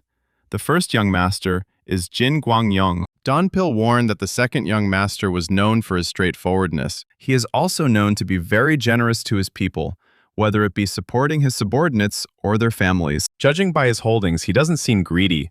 Based on what Dongpil told him, this guy doesn't seem like a bad person. But why force someone to spy on Chu So-yun? This doesn't match what he's heard about him, but he thinks his generosity doesn't stop him from striving for power. His presence was clear just now, but suddenly vanished. Did he enter a completely enclosed space or something? No matter what senses or chi one uses, a flow of air is needed to detect someone's presence. If they're in a completely sealed space, even possessing the highest demonic level won't help. He must be back. His presence is getting closer now. He has an exceptional movement technique. Gwanpyeong walked in and said it had been a while since they'd seen each other. Was the last time they'd met at the Great Conference? It seems the third young lord isn't very fond of tea. Perhaps he should be ordered to bring wine instead? So Ryang said he had a question. What happened when he first entered this building? His chi aura was that of a supreme martial artist, but in the last hour, his chi had more than doubled, and that was too much of a jump. Did he consume some kind of magic fruit within the last hour or something? Gwanpyeong said that this was impressive, but there were many martial arts techniques that he did not know about, both in the world and within the divine cult. So Ryan thought he was some kind of idiot. The guy knew thousands of martial arts techniques, from the orthodox to the unorthodox and demonic. The third young master said it didn't matter, since he knew why he'd come here. Gwanpeng replied that it was most likely due to his subordinate's mistake. In that case, the guy came to the wrong place. If So-yun had come to him, he would have understood her, but not him. So Ryan simply wasn't his target. The third young master said that his subordinate had caused a disturbance and detonated a poison bomb. His personal security guard was nearly injured. He considers that reason enough to be here. Gwanpyeong apologized for this, but Soryang knows that apologizing isn't something a member of a demonic cult can do. He'll only find out if this guy is sincere if he continues like this. He decided to repeat himself. So Ryang wasn't the one he needed. So there was no need to be so hostile. Let him have some tea. The young master asked if he was aiming for power. He'd initially set his sights on the fifth after all, because she was much younger. Or is there another option? Maybe he's fallen in love with her. Is he about to fart? Gwanpyeong said he tried to be patient, but he wasn't having it. He wouldn't tell him how to behave, but didn't he think this conversation was inappropriate? But that's not what he wanted to hear. What's wrong with being a nuisance? Or maybe he's targeting him, just like he's targeting the fifth. Have you considered that option? Gwanpen asked if he really thought he could handle him. So Ryan doesn't know what he did to double his chi so quickly, but his martial arts can't keep up with the increase in chi. But he believes that the guy misjudges his opponents. Gwanpen's eyes widened, not understanding what was happening. What was this energy? So Ryan asked if he should show him right here what his true strength looked like. He remembered that there was one idiot who tried to suppress him because he became too arrogant. So Ryan wrote his name on the table. That idiot's name was Hong-Yu Moon. Did Gwanpyeong want to end up like him? The young master raised his hand and simply broke the table into pieces. Gwanpen couldn't believe his eyes. Soryang had reached the highest demon realm. The absolute realm of demons at such an age is certainly impressive. But now was not the time to marvel at his abilities. If they fought, he would certainly lose. Gwanpen didn't know he'd already reached the highest demon realm. Soryang said he was lucky. The guy believes that luck isn't everything in life. Soryang worked hard while others watched. The third young master was surprised. Did this mediocrity really grab him? He feels sorry, because he thought that among them, the brothers, he was the strongest after the first. But now, Soryang is the strongest. In any case, he regrets what happened to his personal bodyguard. It's understandable he felt uneasy. He'll definitely make it up to him. So Ryan asked if he didn't want to fight him anymore. He replied that he didn't want to. The guy was far above his skill level. Such a gap cannot be overcome by experience or tricks. So Ryang saw that Gwanpyeong was confident, but not arrogant. He was quick to admit his weaknesses and knew when to back down. His martial arts are good enough to be a demon lord's disciple. But he also has the mindset of a mature person. Could he have been mistaken? After all, he thought Gwanpyeong had grown stronger by absorbing the inner energy and life essence of his subordinate Jae-hwan. But now, when he talks to him, the guy doesn't seem like the kind of person who would do something like that. So Ryan asked if he was only going to apologize verbally. He looked surprised. Did he want anything else? He's a very greedy man, so he'll take everything. But today, he'll be less greedy. So Ryang asks for an apology from the person responsible for the incident. Gwanpen asked if his apology wasn't enough for him. The guilty party must take responsibility. It's very touching that he's willing to take the blame, but he doesn't really like it. He was the one giving orders to his subordinate, and he was the one who had to answer. In other words, he only needed his apology, not Jae-hwan's. If his personal guard had died from a poison bomb detonated by Gwanpen's subordinate, he would have expected the guy to take responsibility as well. Can't we do without this? So Ryan said the conversation was over. Let him bring him here. He'd better apologize to him and his guard. Gwanpeng expected the third young master to be so uncompromising. But he's not acting this way for no reason. He has enough skill and confidence to justify his actions. More terrible than heavenly wisdom is martial skill without a worthy opponent. Supreme martial skill transcends financial strength, tactics, and situation. Since they have no enemies, they cannot and should not be controlled. They are simply a walking disaster. The perfect description for Soryang is a walking disaster. This is more terrible than any wisdom. In his current state, he has neither the strength nor the reason to reject his courageous behavior. Gwanpen agreed. He would call his subordinate here, but he hopes that they will not meet like this again after he gets the apology he wants. So Ryan asked if his subordinate was okay. Gwanpen didn't understand what he meant. Was he supposed to be dead? In fact, the third young master didn't want an apology from him. He just wanted to know if he was okay. But the guy really was going to bring him here. Gwanpen said the guy was very rude. Is he making fun of him? So Ryan replied that not at all. He was just trying to gently push him out of the competition since they were rivals. The boy was assessing what kind of person he was. He wanted to know if Gwanpeng would be the one who tried to stab him in the back, like Hong Yu-moon. If he is one of those people who is ready to surrender where necessary, then, no offense, he no longer has a reason to be here. Gwanpen asked, what if he didn't want to? He replied that then he would have to do something about it. So Ryan may have reached the highest level in the demon world, but his patience has its limits. Gwanpen was about to strike him with the first blow, but someone shouted that it was enough. Brothers and sisters in arms gathered together after so many years. What kind of behavior is this? This is their older brother, so Ryan didn't notice him until he arrived. His martial arts are astounding. Jin Guanyan asked if they were going to continue acting like this when they hadn't seen him for 3 years. Hey, that was a cool beard, wasn't it? Meanwhile, Lee Jung-san was reading the latest news from the Heavenly Demon Divine Cult. The power, the flow of energy that stirred his heart, belongs to the first heir. 2 of the disciples he trained reached the highest demon realm, a very rare occurrence. Guardian Mudam congratulated his demon lord on this event. Lee Jung-sang said he needed to think about whether this was truly worth celebrating. But, in any case, it was amazing. From the very beginning, no one expected anything from the first heir. He was considered a failure. His soul is not as refined as that of the third, and he is not as naturally gifted as the fifth. Lee Jung-san took him as a student because he most resembled him. The first one did something the man hadn't expected. Mudam asked what he meant. The demon lord didn't expect him to be able to isolate himself in training for 3 years, much less reach the highest demonic realm. He even led other disciples to the second man's residence. Lee Jung-sung wants to know if there will be an all-out war or if it will just be between these two. Jin Kwan-young asked the third one, will he just stand there? After all, his older brother is here. So Ryan felt that the man's demonic energy could match his own. Jin Kwan-yun said he was impressed. He thought he was working hard, but Soryang had already reached the highest demon realm. What had he been through? The boy replied that it had somehow just happened. He knows words can't fully describe this kingdom, but he's still amazed. The man thinks they've had enough of arguing and suggests they have some tea. So Ryan doesn't know what he's trying to do, but he should stop. Now is not the time for anyone to interfere. Jin Guanyan noticed the boy had changed.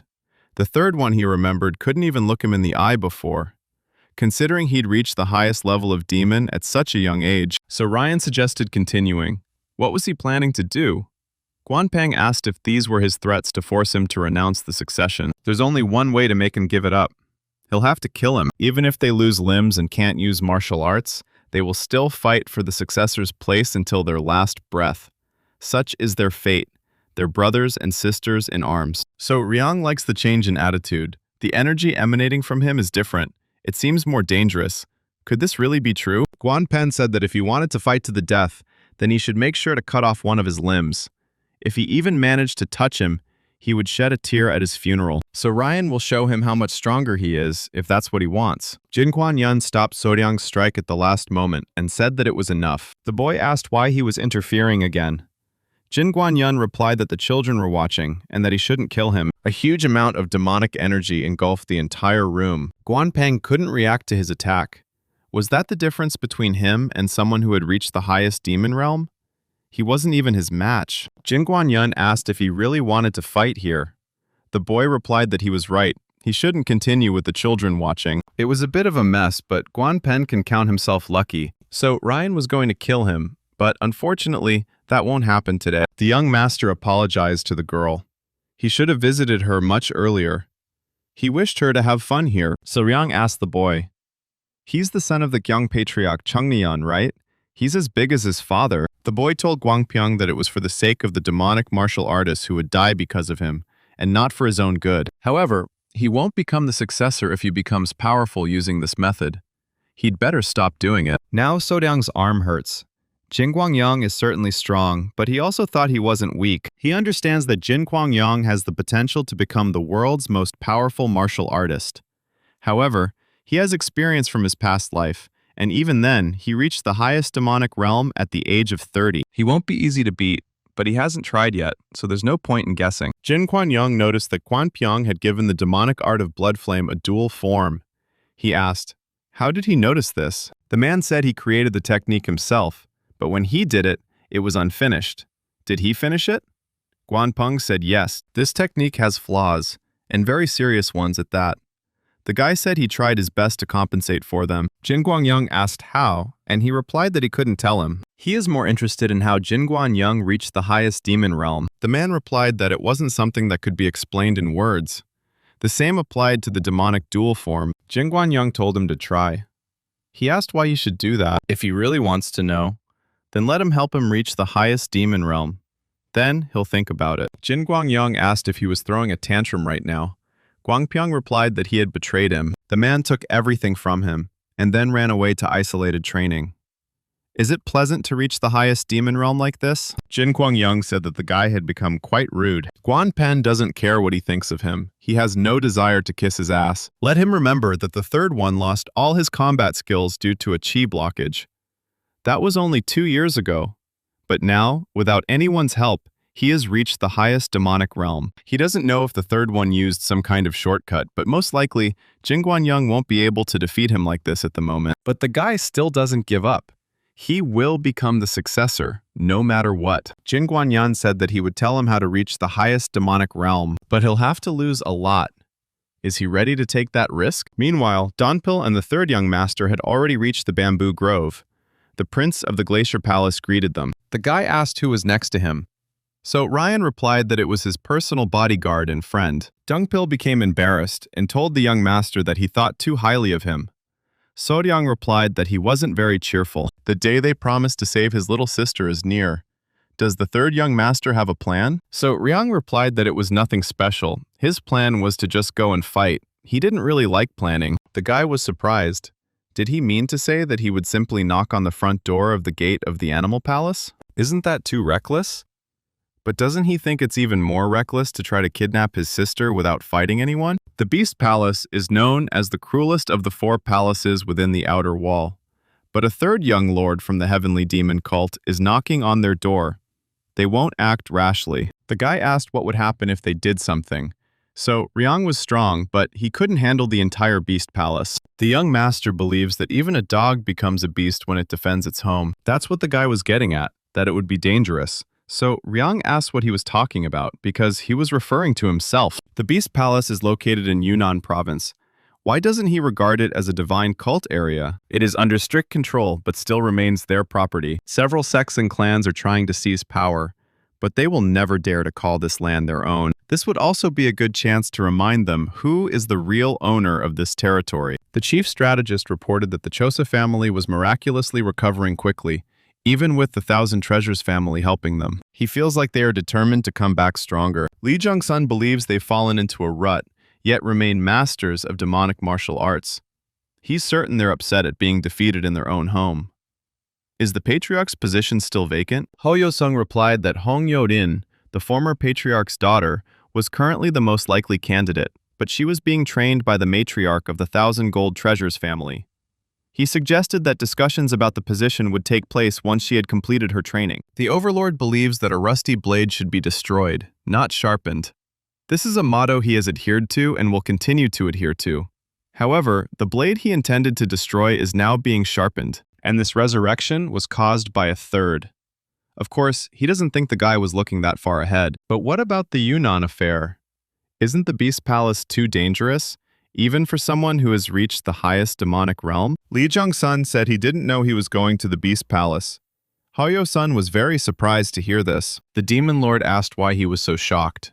He replied that the students needed his permission to leave this place. This is the rule, but the general strategist adheres to the rules too strictly. While that's true, he's a Demon Lord and his master. Maybe the guy said something before he left. Lee Jong-sun said the third one knew there was no point in this resolution. He knew very well that he didn't care about such trivialities as long as he was producing good results. Yunnan is under their control. They just haven't bothered to take care of it. This is a good opportunity to show them who's boss. The chief strategist wonders if the third young lord has become one step closer to the demon lord. If he had nothing else to say, he could go. Hoyo-sung thought they'd at least offer him some tea. Meanwhile, the boy stopped to rest in the forest in the vicinity of Guangxi. So Ryang asked the boy if he could make the weather colder using ice arts. He replied that he had decided against it. Trying to constantly make yourself comfortable by making it cooler when it's hot and warmer when it's cold doesn't really help when you find yourself in a situation where you have to endure all sorts of hardships. He thinks that if such an uncomfortable state were pleasant by default, it would help him better cope with difficulties. So Ryan appreciated his good provincialism and good thinking. The guy asked if his sister would be okay. It was strange to hear from him, but his sister was very beautiful. He knows they won't do anything rash unless they want to start a war. But he's still worried because they prioritize instinct over reason. The boys from the Beast Palace are known for their cruelty. It wouldn't be surprising if she's been abused before. The only thing that holds him back is the fact that haste will not help him save his sister. So Ryang understands that the guy is very worried about her. But there's no need to worry. Everything will be fine. They are not alone. 3 palaces are trying to get into Zhongyuan. If they do something stupid, their alliance with the other palaces will be unsafe. Eventually, they too will attract Zhong'an's attention. What does he mean by that? Jianhu may seem very open, but he is actually very conservative. Even if the palace managed to infiltrate Zhong'an, if others realized that the organization was so immoral as to bully a woman, they would be finished. On top of that, they're collaborating with the Righteous Heavenly Alliance. They wouldn't dare do something like that. The righteous leader of the Celestial Alliance is oblivious to his own wickedness, but he is strict when it comes to others' ethics and morals. Someone dared to ruin their conversation. Dunpil immediately drew his sword. The masked man said he was from the Hao sect and had a message for the third young lord of the divine cult. Opening the message, Soryang asked if what it said was true. The man replied that he only delivered messages and was unaware of their contents. They have branches in Guangxi and Yunnan, right? Tell the vice leader he'll pay for it later and receive information about everything in the Ailao Mountains area. They'll be traveling in a carriage. He'll be able to find them himself, right? The male ninja said he would return in 5 days and disappeared. The white-haired man asked what was wrong with him. So Ryan thought things would be much easier for them now. He was planning to use persuasion at the Beast Palace to get her back, but he doesn't think it will be necessary. The Southern Savage, the master of the Beast Palace, the Heavenly Tiger asked Yahek, has the heir to the Ice Palace really disappeared? This guy got to Hunan so quickly. Where could he suddenly disappear to? The Lightning Hawk chieftain finds it strange that he left the guards from the Ice Palace and disappeared himself. But are you sure of this information? They asked the Hao sect, so they are sure. The Sky Tiger asked where he could have gone. He replied that they didn't know much. It must mean he had some kind of plan in mind if he escaped without his guards. The man broke out in a sweat. This monster belongs to the owner of the palace, the Tiger King. The Sky Tiger said that in that case, Hekashi should have found out. The man would check it again. He heard that his troop often came into conflict with the main bears. How is the Lightning Hawk chieftain going to do anything if he can't even solve this problem? He shouldn't think he'll help him just because he's the father of the student he admires most. Hek asked for another chance. He won't disappoint him. The Celestial Tiger sent his disciples to the Ailao Mountains. Let him find out before they return. He always finds it amusing to watch them compete, at least if he disappears alone. The Sky Tiger thinks the boy is going to bed with his sister. Will he go looking for a guide or what? In any case, his life will end here. The man greets the Northern King. Not far from the Ailao Mountains, The girl asked if they had already run 200 kilometers. The boy replied that they still had at least 400 kilometers to go. That was too far for her. The Beast Palace's successor, the Bear Faction's leader Won San, asked why they were taking a detour. The Lightning Hawk Faction's leader Gui Ung replied that he didn't need to know. Won San knows he doesn't know, but that would be great. Great haircut. Maybe he was at the barbershop this morning. Gui Ung doesn't care what's pleasant or unpleasant. Let her stop pestering him with questions. The boy thinks he needs to learn from Yulon. He was aggressive and arrogant, but at least he knew how to communicate. Gi Younggu asked, "Is he talking about the man who failed the mission and whom they don't even know whether he's alive or not? If he thinks he's so smart, why didn't he try to take his place?" They're heading to the eastern part of Guailao. That's all he needs to know. The boys think he is like this only because the lord of the palace admires him. Guiyang trains again and again. The girl thinks he's making a mountain out of a molehill, but he doesn't care what they think of him. They don't even understand the importance of their mission. The demonic cult people drove them out, but these mountains were previously in their possession. They'll seize this chance to take everything back. And he'll be the one to launch this mission. Guiyang asked where the two who had gone for food were.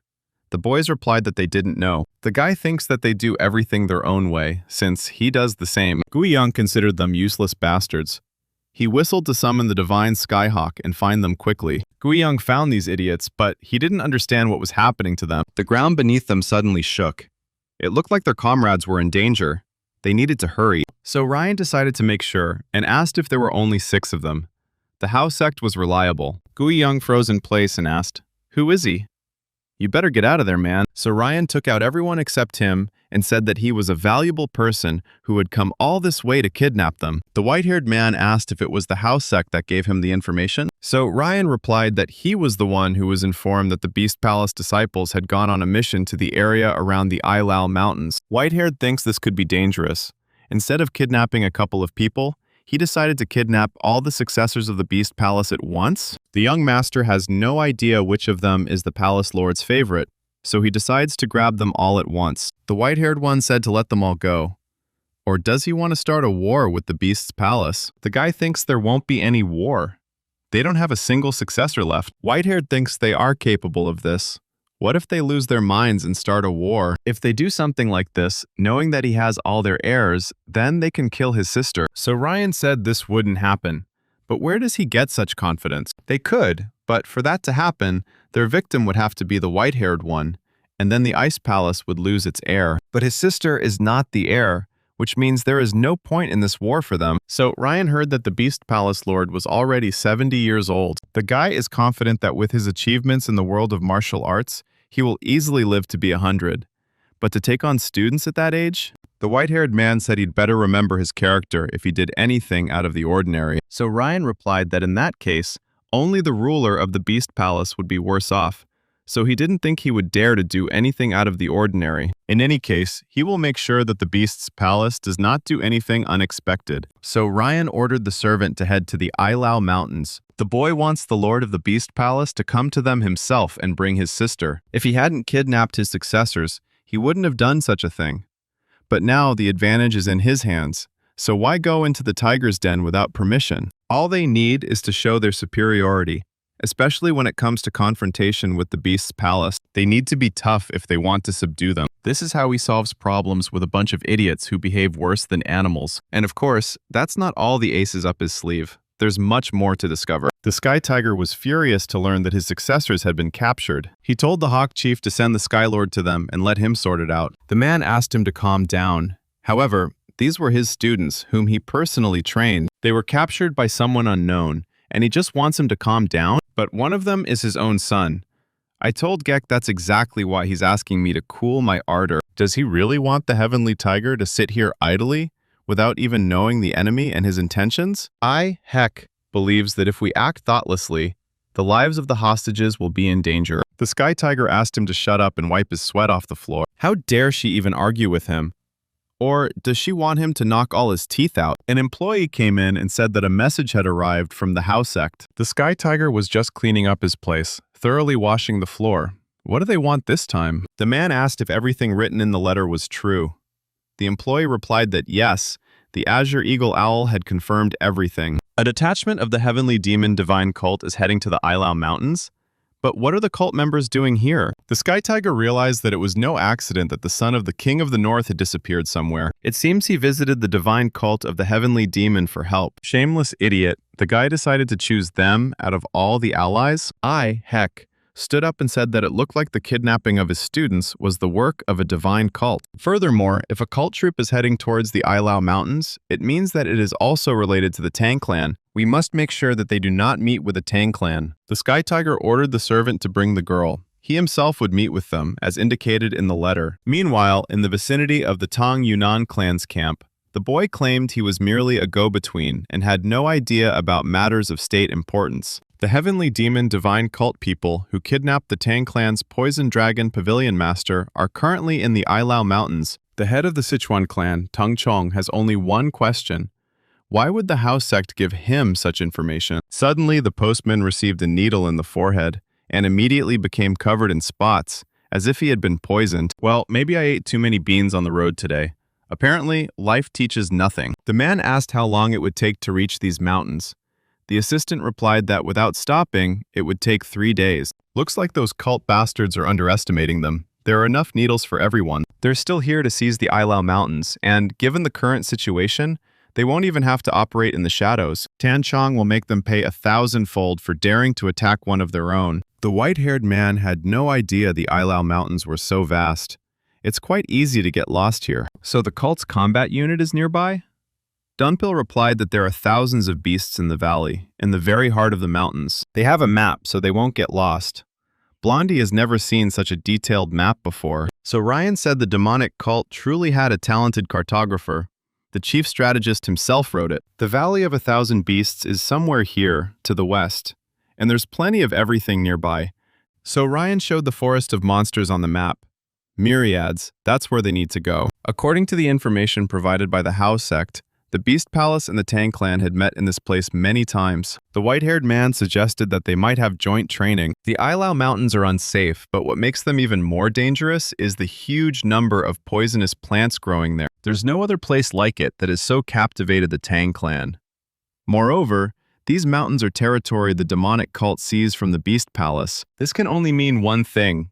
They have a common goal. The Beast Palace wants to get the Ilau Mountains back, and the Tang clan wants to get the herbs that grow there. So Ryan believes that this is a great chance to join forces against the demonic cult. The guy threw 2 of them over his shoulders and said that we needed to go.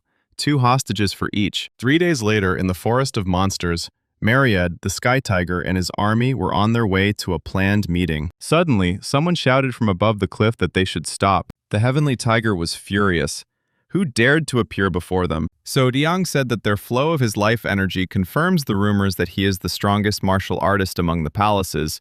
It will not be easy. The man, petting his cute pet, asked if he was the one who sent that letter. The young master said that he was glad to meet Mr. Meow. The Sky Tiger was shocked to hear this from the guy.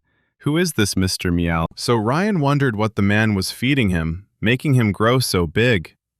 Looking at him, she began to wonder if he had a bad owner. Is this guy crazy? How can he allow himself to speak in such a tone? The young master believes he needs to moderate his temper. After all, he still has negotiations to conduct. Let the guy get straight to the point. Where's the boy from the Ice Palace? So Ryan wonders if the Sky Tiger already knows they've formed an alliance with Yo Gongqi. He's quite impatient and about to fly into a rage, but he's not that stupid. The boy made it clear he didn't know any son of the King of the North. Perhaps he should ask who was standing before him? The Sky Tiger replied that he didn't care who he was, and he wasn't at all interested in what the boy had to say. Ryan thought it was strange since they were so far apart, but couldn't he sense his power? After all, the man was the more experienced fighter. Giving names to power levels is a way of pleasing the people who need them so much. The level of the invincible, the level of the supreme, and other levels that received their names 1,000 years ago. Ultimately, these are merely futile attempts to define one's own level of power. After all, each of them develops differently. But they are all the same when they reach the peak of their power. Even when studying different styles of martial arts, they all become similar once you reach the very top. He wouldn't have acted like this if he'd reached the level of an invincible demon. The man would have sensed its power and prepared for battle. The Beast Palace is an organization that is mixed with wild animals and gained powers unknown to ordinary people. They are simply unique. The Sky Tiger told me to bring the heir of the Ice Palace to him. That bastard kidnapped their disciples. So Ryan smiled and replied that it was he who kidnapped his boys. The man asked, how dare he lie? Did he want to feel his fist? It was a bit hard for the guy to carry them on his own, so they split into two groups. These are his students, right? The celestial tiger wondered why he couldn't sense their presence. Those who practice the beast arts cannot escape his spiritual vision. All the mountains were shrouded in demonic energy. So that's why he couldn't sense them. So much demonic energy.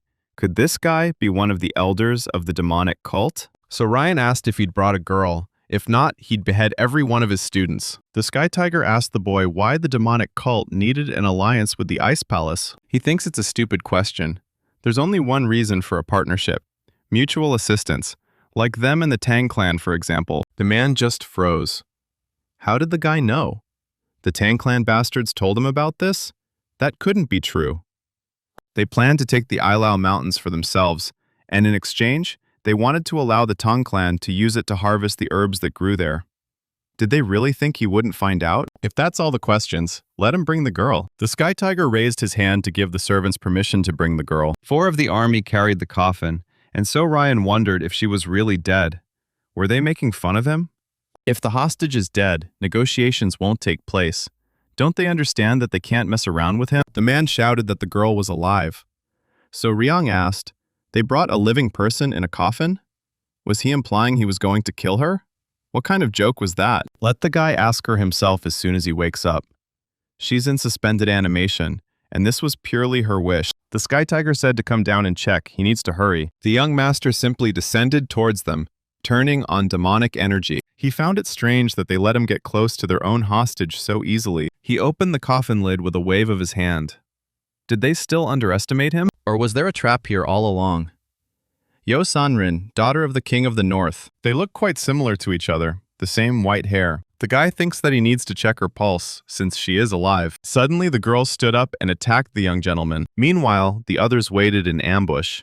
Donpil asked the boy if he was upset, and he replied that he couldn't deny it. The white-haired man replied that he was forced to remain inactive while his sister was in an unknown location, and someone else was fighting to save her. Of course, he understands how strong the third young master is, but still, saving his sister was far from his only goal.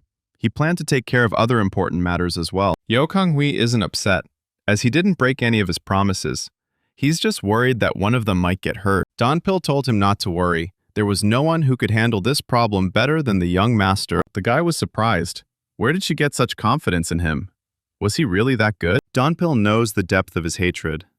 The young master hates the cult's enemies with all his soul and always gets what he wants, sparing no one who ill wishes him. Suddenly, he saw the Tang clan's battle force approaching, just as the young master had said. Now it's their turn to distract them immediately, while So Ryan deals with the Sky Tiger. The guy didn't expect that Yo Sanrin was so fast, like a bird of prey. He expected her to do something like this, but he didn't expect something so obvious. Does this girl look like she's under a spell? She's clearly not herself. Those eyes are definitely enchanted. The celestial tiger shouted to his people to hurry. Tell them to bring his disciples. The troops immediately rushed to carry out the ruler's order. So Ryan believes that the girl will not be able to regain consciousness on her own. He decided to knock her out for now. Well, at least the rescue was a success now. The Sky Tiger pounced on him, saying that he would make the guy pay for daring to mock him. But it's not that simple. So Ryan pointed his blades at him with his gaze. If the man had been able to foresee his action, he would have torn his head off earlier. So Ryan said that this is the outcome of those who dare to use dirty tricks and put hostages in danger. Suddenly, Goldie appeared from the top of the mountain and made such a loud sound that half of the soldiers lost their grip and fell. My eardrums were going crazy. The Sky Tiger couldn't figure out what it was. It looked like a lion or a wolf, and its body somehow resembled that of a tiger. And those evil eyes. He had never seen a beast with such eyes before. So Ryan said it was his friend. Did he really think the guy would fall for the trick so easily? And it looks like Goldie brought his friends. Does the Sky Tiger know why this place is called the Myriad Monster Forest? That's because the most bloodthirsty beasts live here, ferocious and determined. Let them try to escape. So Ryan said that negotiations were now out of the question. It was his actions that put the unfortunate students in danger. The guy smiled and said that maybe that's what he had planned. The Sky Tiger told the boy to shut his mouth and swing his arm. But the boy decided to reciprocate. The guys decided to treat each other's molars so as not to go to the dentist. It seemed their strength was equal, and neither was willing to give in. The Sky Tiger shouted at the boy to put his disciples down. So Ryan asked if he were in his place, would he let them go? If he doesn't let go, the entire beast's palace will rise up against him, and the battle will begin right now. The guy smiled. They want war. In that case, the demonic cult will activate a quasi-defense system to wipe the beast's palace off the face of the earth. The Heavenly Tiger replied that the demonic cult elder didn't have that kind of power. However, the boy wasn't an elder. His name is Soryang, a disciple of Li Jungsun, the head of the demonic cult, and also the third successor of the divine cult of the heavenly demon. Lightning Hawk chieftain Yagek told the people to get ready. The beasts are coming. So Ryan said that Goldie has no equal. He brought here all the animals living in the Ilau Mountains. The Sky Tiger realized this was a direct confrontation with the demonic cult, but he wouldn't hold back. The man signaled to his second squad. They were to join him immediately. However, so Ryan knows very well that there are plenty of his people here. The boy thinks they scared him a lot and calls him Mr. Meow again. The Sky Tiger told his pet to deal with these beasts. So Ryan noticed that this tiger's dark energy was significantly different from Goldie's. This tiger was able to drive away the other animals with just one roar. Goldie got angry and decided to show off her strength. It seems she didn't like So Ryan's comparison. The Sky Tiger asked, "Does the guy think he can defeat them with this bunch of forest creatures? They can't do anything to him." So Ryan shouted, "Are you crazy?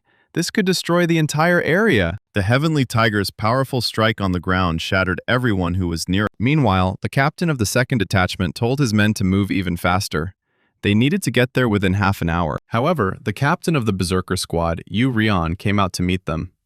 The girl made it clear that their path was blocked. The young master ordered her to go to that annoying place. Let them listen carefully. They arrived here immediately after completing 2 missions. That's why she's in a really bad mood. One of the enemies asked, "Does she seriously think she can stop them? Is she looking for death?" Yu Ryong didn't expect there to be so many of them.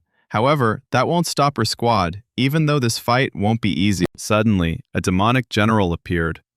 The man said that she apparently loved to talk. The girl didn't expect to see him here. What is she looking for here anyway? His name is Chang Chu, the 108th General of the 4th level of the Divine Generals Division of the Heavenly Demon Divine Cult. He can ask her the same question. What is she doing here? He's here on the 3rd Young Master's orders. He believes Yu Yong is here for the same reason. The girl said an assistant of his caliber would be useful. Yu Ryung suggested starting the operation immediately. She really enjoys sword dancing. So Ryan managed to react to the Sky Tiger's attack and cling to the rock along with the girl. Things could have ended much worse. This crazy bastard killed his own subordinates. Now the guy is convinced that he is the master of the palace. His power is impressive. He decided to first hide the princess so that no one would steal her. The Heavenly Tiger used a huge amount of vital energy to carry out this attack. One of his students is still in the enemy's clutches. He must save Gua-ung. Even if you have to sacrifice someone else, you must save him at any cost. The Sky Tiger tried to damage the young master, but he managed to dodge. So Ryan activated the 7 Knights Blade technique. Demonic energy rained down on his enemy. Next, the guy decided to use the Lightning Fist of the Heavenly Demon. It was only level 3, but it turned out quite well. So Ryan advised Mr. Meow to work on his skills. The Celestial Tiger said he personally came to save his disciples. Why aren't they responding? The young master said that they would not wake up just like that, but he did not feel who was standing behind him. So Ryan couldn't understand how this was possible. He'd clearly sealed their cores and acupuncture points completely. Something was wrong here. Had he made a mistake somewhere? Well, since these students are so dear to him, then he will deal with them first. So Ryan activated the 9-fold Steady Blade of Death technique, as well as the Endless Unbreakable Path. The Sky Tiger couldn't allow this to happen. He shielded Gui Young with his body and took the full brunt of the attack. Yagek saw that the Sky Tiger was safe. But why did he only save Gui Young? It seemed he didn't need his student, but the power that lurked in his veins. Meanwhile, Dongpil and Yogang-hui fought against Tang Zheng's army. Donpil noticed that the man was throwing arrows from his sleeve at him from a distance of more than 150 meters, but they were stronger and faster than normal arrows. Could he be the patriarch of the Tang clan?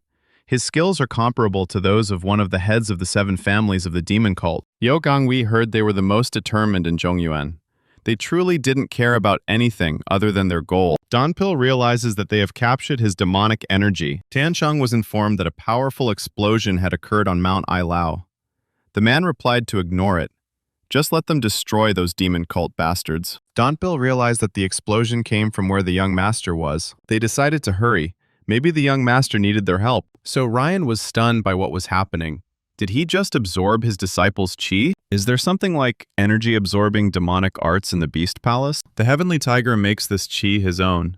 The aura emanating from him is stunning. He doesn't know what exactly is going on, but he has to put an end to it immediately. Lightning Hawk Chief Yagek shouted at the Sky Tiger to take his hands off his son. How could the Palace Lord do this to him? Was he really training disciples just to perfect his own martial art? He can't forgive him. It was his son.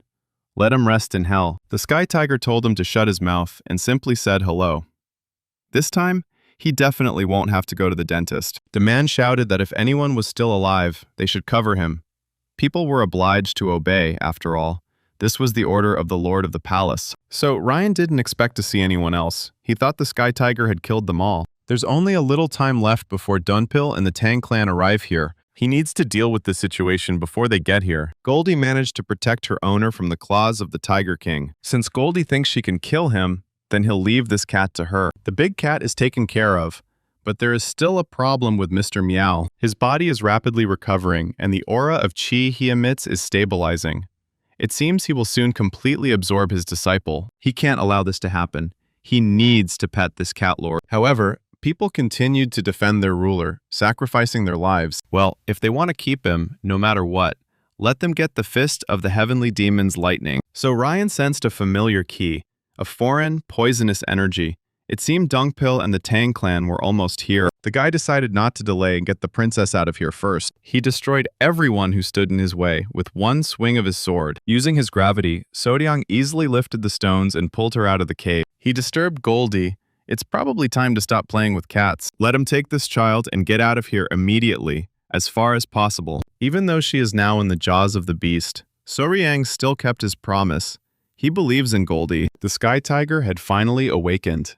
But there were still quite a few of his people left. The Sky Tiger asked, "Did the guy say that he was the third lord of the demonic cult?" Before him stands the Beast Palace Lord, and behind him stands the Beast Palace's elite squad. It looks like this is a battle on two fronts. The man has reached his peak martial arts power. He wants to tear him to pieces. The way out of this undesirable situation is to treat every person's life as tokens and force them to gamble. He wants to kill him, but it's too late. Let him taste the rocks of this land. Now this place will disappear. A powerful explosion shattered Mount Ilao. But could So Ryan himself survive? Goldie delivered Princess Yosanrin safe and sound. Donpil asked Goldie where the young master was. Lisa simply turned back to the rubble. The man can't believe his eyes. He can't lose him like this. He turned on his most powerful sword technique to crush those huge rocks. But the first thing he came across was the Tiger King. The beast simply lay motionless. But suddenly, someone's hand appeared. Could anyone really survive after that? It turned out to be So Ryan. He told the guys that the game was over. He felt more alive than anyone else. Donpil asked if he was okay. The guy replied that now was not the best time to talk about it. He wondered what was going on with the Tang family's men. Dungpil replied that they were already close, about 30 steps away. So we need to prepare. The battle is not over yet. There is the last part. You need to shake yourself up and come to your senses. There won't be another chance. They must destroy them, exterminate them in one fell swoop. So Liang told Dongpil to follow him. The head of the Sichuan clan, Tang Chong, is pleased to welcome the future deceased of the demonic cult. The man activated his Venus explosive arrow technique. Donpil easily dealt with this ridiculous attack. The man couldn't understand how he'd managed to counter this great technique. But where had the other one gone? Suddenly, one of the third young master's swords pierced him. Tenchong was confused. He didn't understand at all what had happened to the Dark Cloud Pavilion Lord. The man replied that there was no need to worry. It was better to focus on the people from the demon cult. So Ryan said he wouldn't die just because of this. Tell the others to stop immediately. Let everyone pay attention to what he says from now on. If not, he will rip out their leader's eyes and chew them like sausage. He wasn't joking, and he won't repeat it again. Let them stay where they are. The guy was called a coward of the demonic cult. let him let their leader go. So Ryan thought it was too disgusting to chew. The Dark Cloud Pavilion Lord said to stop this madness. Let him say what he needs. The guy exhaled. They finally understood, and he wouldn't have to chew on his eyes. Is the Green King's troop the only force he brought? The man is shocked. How could the young master know the structure of the Tang clan's squad? It seems this was a planned trap and they fell for it.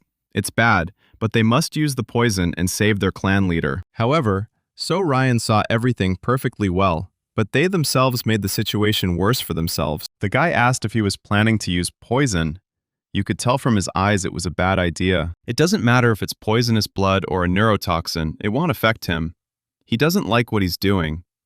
Or maybe he really does want their leader to lose his eyes. He asks this question for the last time. Is the Green King's detachment the only force they brought? The man realized that if he lied, their leader would actually die. The Dark King squad awaits in the northern mountains of Gunum. So they brought the Green King squad and the Dark King squad. Are they really that distrustful of the Beast Palace? So Ryan suggested simplifying the task. Let him summon the Dark King's squad and order them to attack the Beast Palace. If the guy wants a truce, let him suggest something else. Fighting the Beast Palace is madness. The third young gentleman asked, is he retreating out of fear of defeat? But he doesn't think so. It's complete nonsense. Their clan won't lose to the Beast Palace. So Ryan smiled and said that if he was so confident, let him prove it in practice. The boy gives him half a day. About 10 miles north, the forces of the Beast Palace will advance toward the thousands of demons. If they defeat them, he'll release their leader. The man doesn't understand how they can trust him? So Ryang replied that it's up to them, their choice. But there's one more thing. The Pavilion Lord is currently with them, in the Thunder Prison. He should know about this from his letter. So Ryang, let him go too. That's a pretty interesting proposition, isn't it? Besides, he's their leader's brother. So what's his decision? He'd better make his choice quickly. The clock is ticking. Tired after a hard day, Tanchong whispered that he shouldn't agree to this. How can he trust the members of the demon sect? They're crazy. They can't be trusted. Meanwhile, a great battle was going on between the Berserker Demon Squad and the Beast Palace. Captain Yu Ryong shouted not to give up and hold the line. They must win. There are too many of them, but if they surrender, they will move to the place where the young master is. General Chang Chu believes the situation is unfavorable for them and should withdraw his unit. But the girl believes they can still hold out. Suddenly, the general felt a strange energy. He had felt it before. Will they really have to face the Beast Palace and the Tang clan at the same time? Yu Rong noticed that they weren't attacking them. Could it be that their target was the Beast Palace? The captain shouted to kill them all from the Beast Palace. Their leader had to be saved no matter what. Does the man really think that praying to the demon cult will save their lives? So Ryan reminded that 20 years ago, Tanchong destroyed the Blue Flower Village, and now he's talking about faith? And that's not all. Didn't he destroy the Moonblade sect and the Battleblade clan to test the power of his poison? But how did he know that? The Dark Cloud Pavilion Lord said that they accepted his proposal. The man promised he'd be back soon. He'd go and destroy them all. So Ryan said it was a wise decision. However, the man believes it's not a fair agreement. He noticed that the boy valued his swordsmen highly. They would take him hostage. Donpil said everything would be fine, and agreed. Without thinking twice, so Ryan gave him a share of the leader as collateral. Does he think this agreement is fair? He will exclude Lord Pavilion from the agreement. If he doesn't leave within 3 seconds, his leader will die. The countdown has begun. At first, the sword touched Tanchong's neck. At second, the red liquid started to flow. The captain told the Green King's squad to follow him. They didn't have much time. Dongpil is shocked that the expert from the Tang clan was absorbed by the young master's energy. It's not surprising if someone freezes from unusual pressure, but it's very rare for a warrior of such caliber to end up in such a state. He was consumed by killing intent, but the young master was completely absorbed by the demon's energy and moved unconsciously. In an instant, he forced the Beast Palace and the Tang clan to fight each other through a secret agreement. Dongpil knew he had a plan, but he didn't expect that he would use the Tang clan to subjugate the Beast Palace. So Ryan asked, would he still stay by his side? How dare this smug bastard decide the fate of his people? The third young gentleman said that he had fulfilled his part of the promise. Yo Gonghui thanked the young man. So Diang told him to leave here with his sister right now. Now wasn't the time for the Ice Palace to interfere. He'd finish here and meet him later. Yo Konghui replied that he couldn't do that. He should wait for him. He would take his sister to safety and return. The young master thinks the icicle is so stubborn. Where did it come from on his head? Suddenly Goldie felt something wrong. some kind of animal purring. It was the Beast Palace's master's tiger. It looked like it had been trying to chase them and had gotten tired. Donpil asked the young master what he should do. He was crushed by all the boulders, so he wouldn't be able to move even if he woke up. So Ryan asked if he remembered the wolves from the Beast Palace. They were as strong as true martial artists. And this tiger is even stronger. He is larger than a normal tiger, but his speed, endurance, and everything else are simply off the charts. In essence, it is the culmination of the Beast Palace's witchcraft, and the essence of the witchcraft is in his head.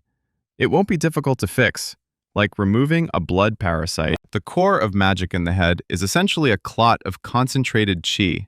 This means it has no physical form. So he doesn't even need precious medicinal herbs like a blood parasite. This core is connected to the master of the Beast Palace. He instilled his bloodlust in it, causing it to go mad. So he too was raised to be someone's weapon. Just like he was. They fed him the leftovers, saying that he was alive thanks to the grace of the righteous leader of the Heavenly Alliance. This was the only food for the day, and there were several children. Then, Jung Ha-jin understood that there was no need to be distracted. This was a delicacy in order to survive. The boy started crying and told the guards to let him out. He wanted to go home. His mother was waiting. The guards opened the doors, and the boys shouted at him that he no longer had a home. His parents had sold him here themselves. Jung Ha-jin told his friend not to look there. He'd die soon, unless he wanted to end up like him. From a young age, Jung Ha-jin learned to accept cruelty with ease. The essence of witchcraft was deeply ingrained in the tiger's mind, intended to suppress his beastly instincts. He too lost himself and lived as someone else's slave. So Ryan could kill him for everything he did, but he would make the decision after first breaking the chain of restraint. He asked Donpil if there was any medicine for internal injuries. The young master did not suffer any internal injuries even when he fought with the vice master of the Sword Palace. If he had received this blow before the mountain collapsed, it could have ended badly. If he had taken the full force of the blow, he would not have escaped from under the rocks. This monstrous cat will sleep for a long time. Donpil needs to circulate his chi. The man replied that everything was fine. So Ryang said that wasn't true. The final fight promised to be brutal. Let him take a closer look. The great heavenly tiger of the Beast Palace is still alive. So Ryan asked if it was difficult for him to figure all this out. The man asked what he had done to the Tiger King. The young master replied that he had killed him. Isn't it obvious? He was his strongest weapon. So Ryan thought that one fist of the heavenly demon's lightning would be enough to gain the upper hand in this fight. The guy put all his strength into it, and he didn't even fall. The Sky Tiger is definitely stronger, but at least he won't be able to use that hand anymore. Suddenly, his bones started to heal themselves. But how is that possible? Sky Tiger said that the guy was talking non-stop, and that's all he could do? Is he really a monster? His chi aura is much more terrifying than the rumors say. Will So Ryan be able to fight someone like that when he's on a completely different level? He's alive and couldn't possibly die so easily. So Ryang told Goldie to keep an eye on the tiger while he and Dongpil headed to the cliff. The Beast Palace Master should have become stronger after absorbing his disciple's life essence. In his current state, he can't win. So Ryang desperately needs his help. He will have to risk his life. Let him do something amazing. And perhaps the heavens will reward him. So Ryan said that the people he took with him just in case were also killed. They're fighting the Tang clan. The guys are really into it. The man thinks it's a lie. Whether to believe him or not is up to him. But why doesn't he pay attention to what's behind him before thinking about it? Donpil suddenly appeared and attacked the man from behind. He certainly didn't expect that. So Ryan rushed at him with his fist. Had he really lost his guard? The Sky Tiger didn't fall, and the guys decided to join forces again.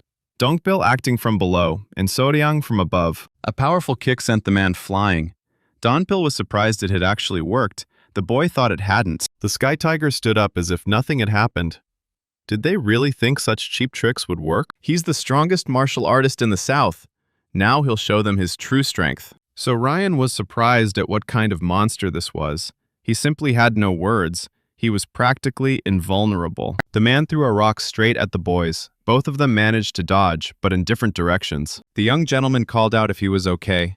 He replied that he was, but that danger was already awaiting him. The man sealed him into the rocks with one hand. The heavenly Tiger King is still alive. Meanwhile, Goldie met the mighty Tiger King again. The Sky Tiger sensed its pet's presence nearby. So it was alive, and someone like it couldn't kill it. And once he reunites with him, He and his rat won't be able to do anything. So Ryan said that he has no plans to drag out the fight and wants to get it all sorted out quickly. Their conflict has been going on longer than he expected and is almost at its breaking point. All this may end very badly for him, but no one can take away his fighting spirit. The Sky Tiger said the boy wanted to know what he was feeding him. Well, it was human flesh, and he's sure he'll enjoy his fresh corpse flesh. It will be revenge for the Smirks. So Ryan decided to attack first and shouted that this would not happen. The guy understands there won't be a second chance. He needs to give it his all now. If he can attack, his internal energy flow will also end. So Ryan used the ninefold steady blade of death technique. 6 continuous hell winds. But that bastard still survived. That's all the guy can do. If that's all, then let him die. Let it lie there for now, until the Tiger King comes for it. So Ryan admitted that Mr. Meow was indeed extremely strong. Now it's all or nothing. He's used up a third of his internal energy, and this is his last chance to use his soul's flight to the heavens. This is the only technique that can have any effect.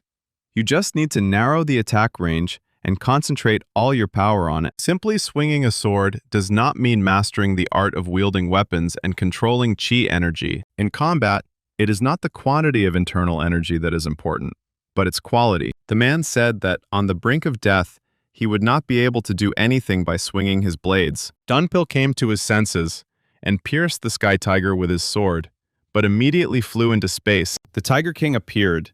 The man ordered him to eat this arrogant boy, maybe not even leave the bones, but the tiger decided to feast on its owner.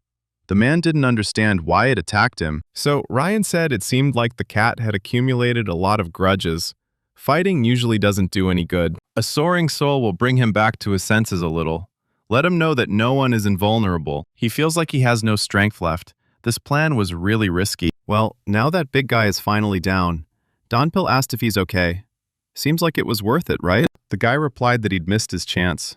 Donpil didn't understand what he was talking about. Since Donpil had been at the peak of his powers all this time, the fight with the Beast Palace Lord became an excellent opportunity to make a breakthrough. So Ryan decided not to tell him. He shouldn't worry about it. Everything was fine. Now let him help. He's completely out of strength. This bastard was too dangerous. It's amazing that he's still breathing, just like his tiger. But why did the Tiger King suddenly attack the Palace Lord? Most likely, he harbored many grievances in his heart against his master. He was made a monster, but now he can live as the king of the mountains and is now completely free. Donpil warned the master that he sensed demonic energy. It appeared to be a troop of rampaging demons. Divine techniques have no equal. All demons bow before him. Yu Yang, the commander of the Frenzied Demon Squad, welcomes the third young master. The Tang Clan Squad and the Beast Palace's people have been defeated. The general and the second squad of frenzied demons are restoring order after the battle. So Ryan thanked the girl for her work. Until recently, he had felt uncomfortable around demonic energy. But now, everything was different. The guy doesn't understand one thing. Why does she look so depressed? Yu Yang replied that she had overdone it a bit. If she continued to talk nonsense, she would be punished. At their last meeting, he was equal in strength to the heads of the 7 great families. But now he has become a monster. Trying to reach the same level was too difficult, and he was getting stronger and stronger. So Yang's legs suddenly gave out. The girl asked if he was okay. The guy told her to try harder. After all, she's the commander of an entire squad and can't stop. Yu Yang replied that she would do everything in her power and that he should go get some rest. He's getting worse. He can't even open his eyes. What if Yu Yang's boyfriend sensed some kind of ominous aura? Where are they going? This isn't the end. Have they forgotten who he is? Donpil, how the great warrior managed to eliminate him. This time, he definitely went to the next world. Divine Cult of the Heavenly Demon. Heavenly Demon Palace. Li Jungsan asked, "How did it go?" 3 Beast Palace combat troops suffered fatal wounds. Most of the Tang Clan's men were killed. A squad of furious demons, together with the general, easily defeated them. What happened to the Tang Clan patriarch? Mudam replied that he had been captured and was still being held hostage. If they continue to hold the Patriarch and the Poison Dragon Pavilion Master captive, they will only make the situation worse. Let him accept his congratulations. Now southern Manchuria has one less problem.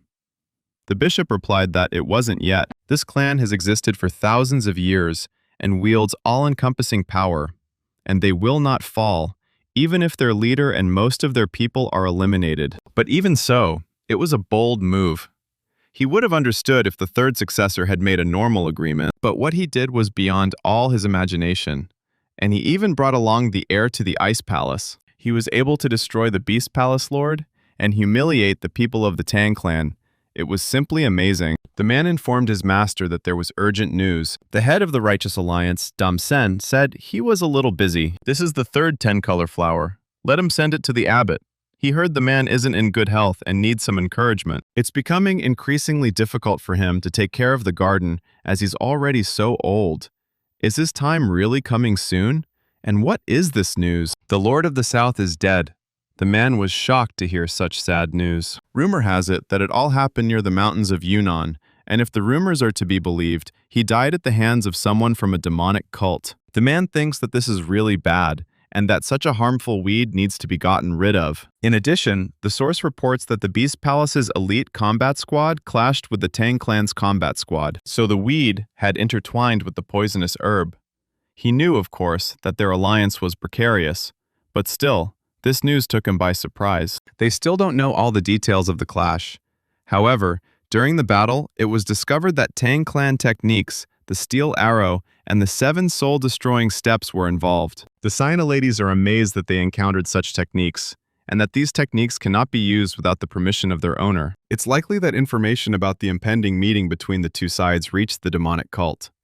This is the only way they can explain their appearance. However, the reason for the confrontation between the Beast Palace and the Tang clan remains unknown. Well, anyway, none of this really matters to him. His back hurts. He needs to go rest. They're doing their best to keep the situation under control. Rumors abound that the patriarch has been seen in the vicinity of Unam, but there's still no confirmation. He was once a truly outstanding martial artist, but now he is an order of magnitude weaker than many, and he only became patriarch thanks to his pedigree and the gray hair at his temples. It's no wonder there are many dissenters in the clan, and he has neither the will nor the strength to suppress his discontent. In such a situation, poisonous herbs obtained from outside could be the perfect solution to all his problems. This outcome is beneficial to both parties to the agreement. He thinks he really was there. However, if there is still no news from him, he is either dead or missing. This outcome of events is only to the advantage of the clan representatives. But who dared to lead all this unrest? The man said his name was Tang Yanhua. He wants to meet him. It's time to put the leash back on the naughty dog. But what does the Lord intend to do with the magical bridge? Dam Sen replied that everything has its time. They could, of course, start a war. However, the security of their people would also be undermined, and he would not like to lose the opportunity to deal with spies sent from outside. They will continue to act as if nothing happened. There's no reason to see him as a serious enemy right now. If he doesn't screw things up, this will be a great opportunity. Yu Ryung ordered her men to assist the injured and remain vigilant. The young master needs time to recover. Although the internal damage is still not repaired, he was able to reach the 3rd stage. A true martial artist would be able to instantly restore his body through his insurmountable resilience. However, this is not always the right approach. It is essential to maintain a balance between all 3 indicators, because an incorrectly initiated recovery process can become an obstacle to further development. But if all he did was study ancient martial arts, he clearly wouldn't be able to achieve such strength. While the ancient arts are techniques of total destruction, his path as a martial artist strives to maintain a balance of power. And by becoming only 1 level higher, the difference in power will be practically unnoticeable. But the time has not yet come. Surely the righteous Heavenly Alliance will not let their clash with the Beast Palace go unnoticed. He wonders what the old man looks like now. What would he do in his place? He is too unpredictable, and it is almost impossible to understand what he has planned. But so Ryan is sure of only 2 things. He will not interfere with the one who created the union of 3 palaces to dominate the rest of the world. The head of one palace has already lost his head, and the other his arm. He doesn't want to get into conflict with him as well. As soon as Dam Sen realizes that the Tang clan has lost its former power, he will immediately try to subjugate them. The head of the Righteous Celestial Alliance is a terribly petty man. Even demons would envy his cunning soul. The man told him in his past life that if a sword comes his way that he cannot use in battle, then it is not a sword at all. It was a good attempt to save his life, but the sword he plans to use in battle will be destroyed by him. It seems that Donpil, without realizing it, has become much stronger. His technique has improved greatly due to his speed and endurance. Achieving a breakthrough was effortless. He reached the pinnacle of his own self-improvement. So Diang asked if he was okay. Dongpil was surprised. Has the young master recovered yet? The guy wonders if Donpil actually made a breakthrough, but how did he do it? Donpil replied that he actually didn't have time to understand. It all happened by itself. It's too early to rejoice. Even a wrong breath could ruin all his efforts. In his case, it's all about worry. Dongpil thanked the young master for his guidance. Soryang believes he should be the one thanking him. It was thanks to him that he remained alive, so he need not be embarrassed. It is his direct responsibility to protect the young master. Nothing surprising. So Ryang realized that Dongpil had become much stronger. But at first, he didn't make much of an impression. However, time passed, and he became his faithful friend and an excellent guard. Having changed and become stronger, Donpil seemed to become a different person. A thorny path lies ahead. They can't be content with what they have now. They must strive for more. Let him rest a little. He didn't even close an eye yesterday. But first, there's something he needs to do. So Ryan told these two warring animals that it was enough and they should calm down already. What is he trying to achieve? Perhaps he wants revenge? Does he still harbor hatred for the Beast Palace's ruler? He's dead, but the tiger saw it all perfectly well with his own eyes. And since he was born master of the mountains, he should be proud of his existence. The spell that bound him to his master is broken. Now he can live as he wishes. That's what Soryang is trying to convey to him. What's wrong with him? What does he want? Does he think the guy will get scared and hide? So Ryan decided to calm Goldie down by grabbing his tail. Let it be gentler. He's not a savage like this tiger. He himself understands perfectly well that he will not be able to overcome him alone.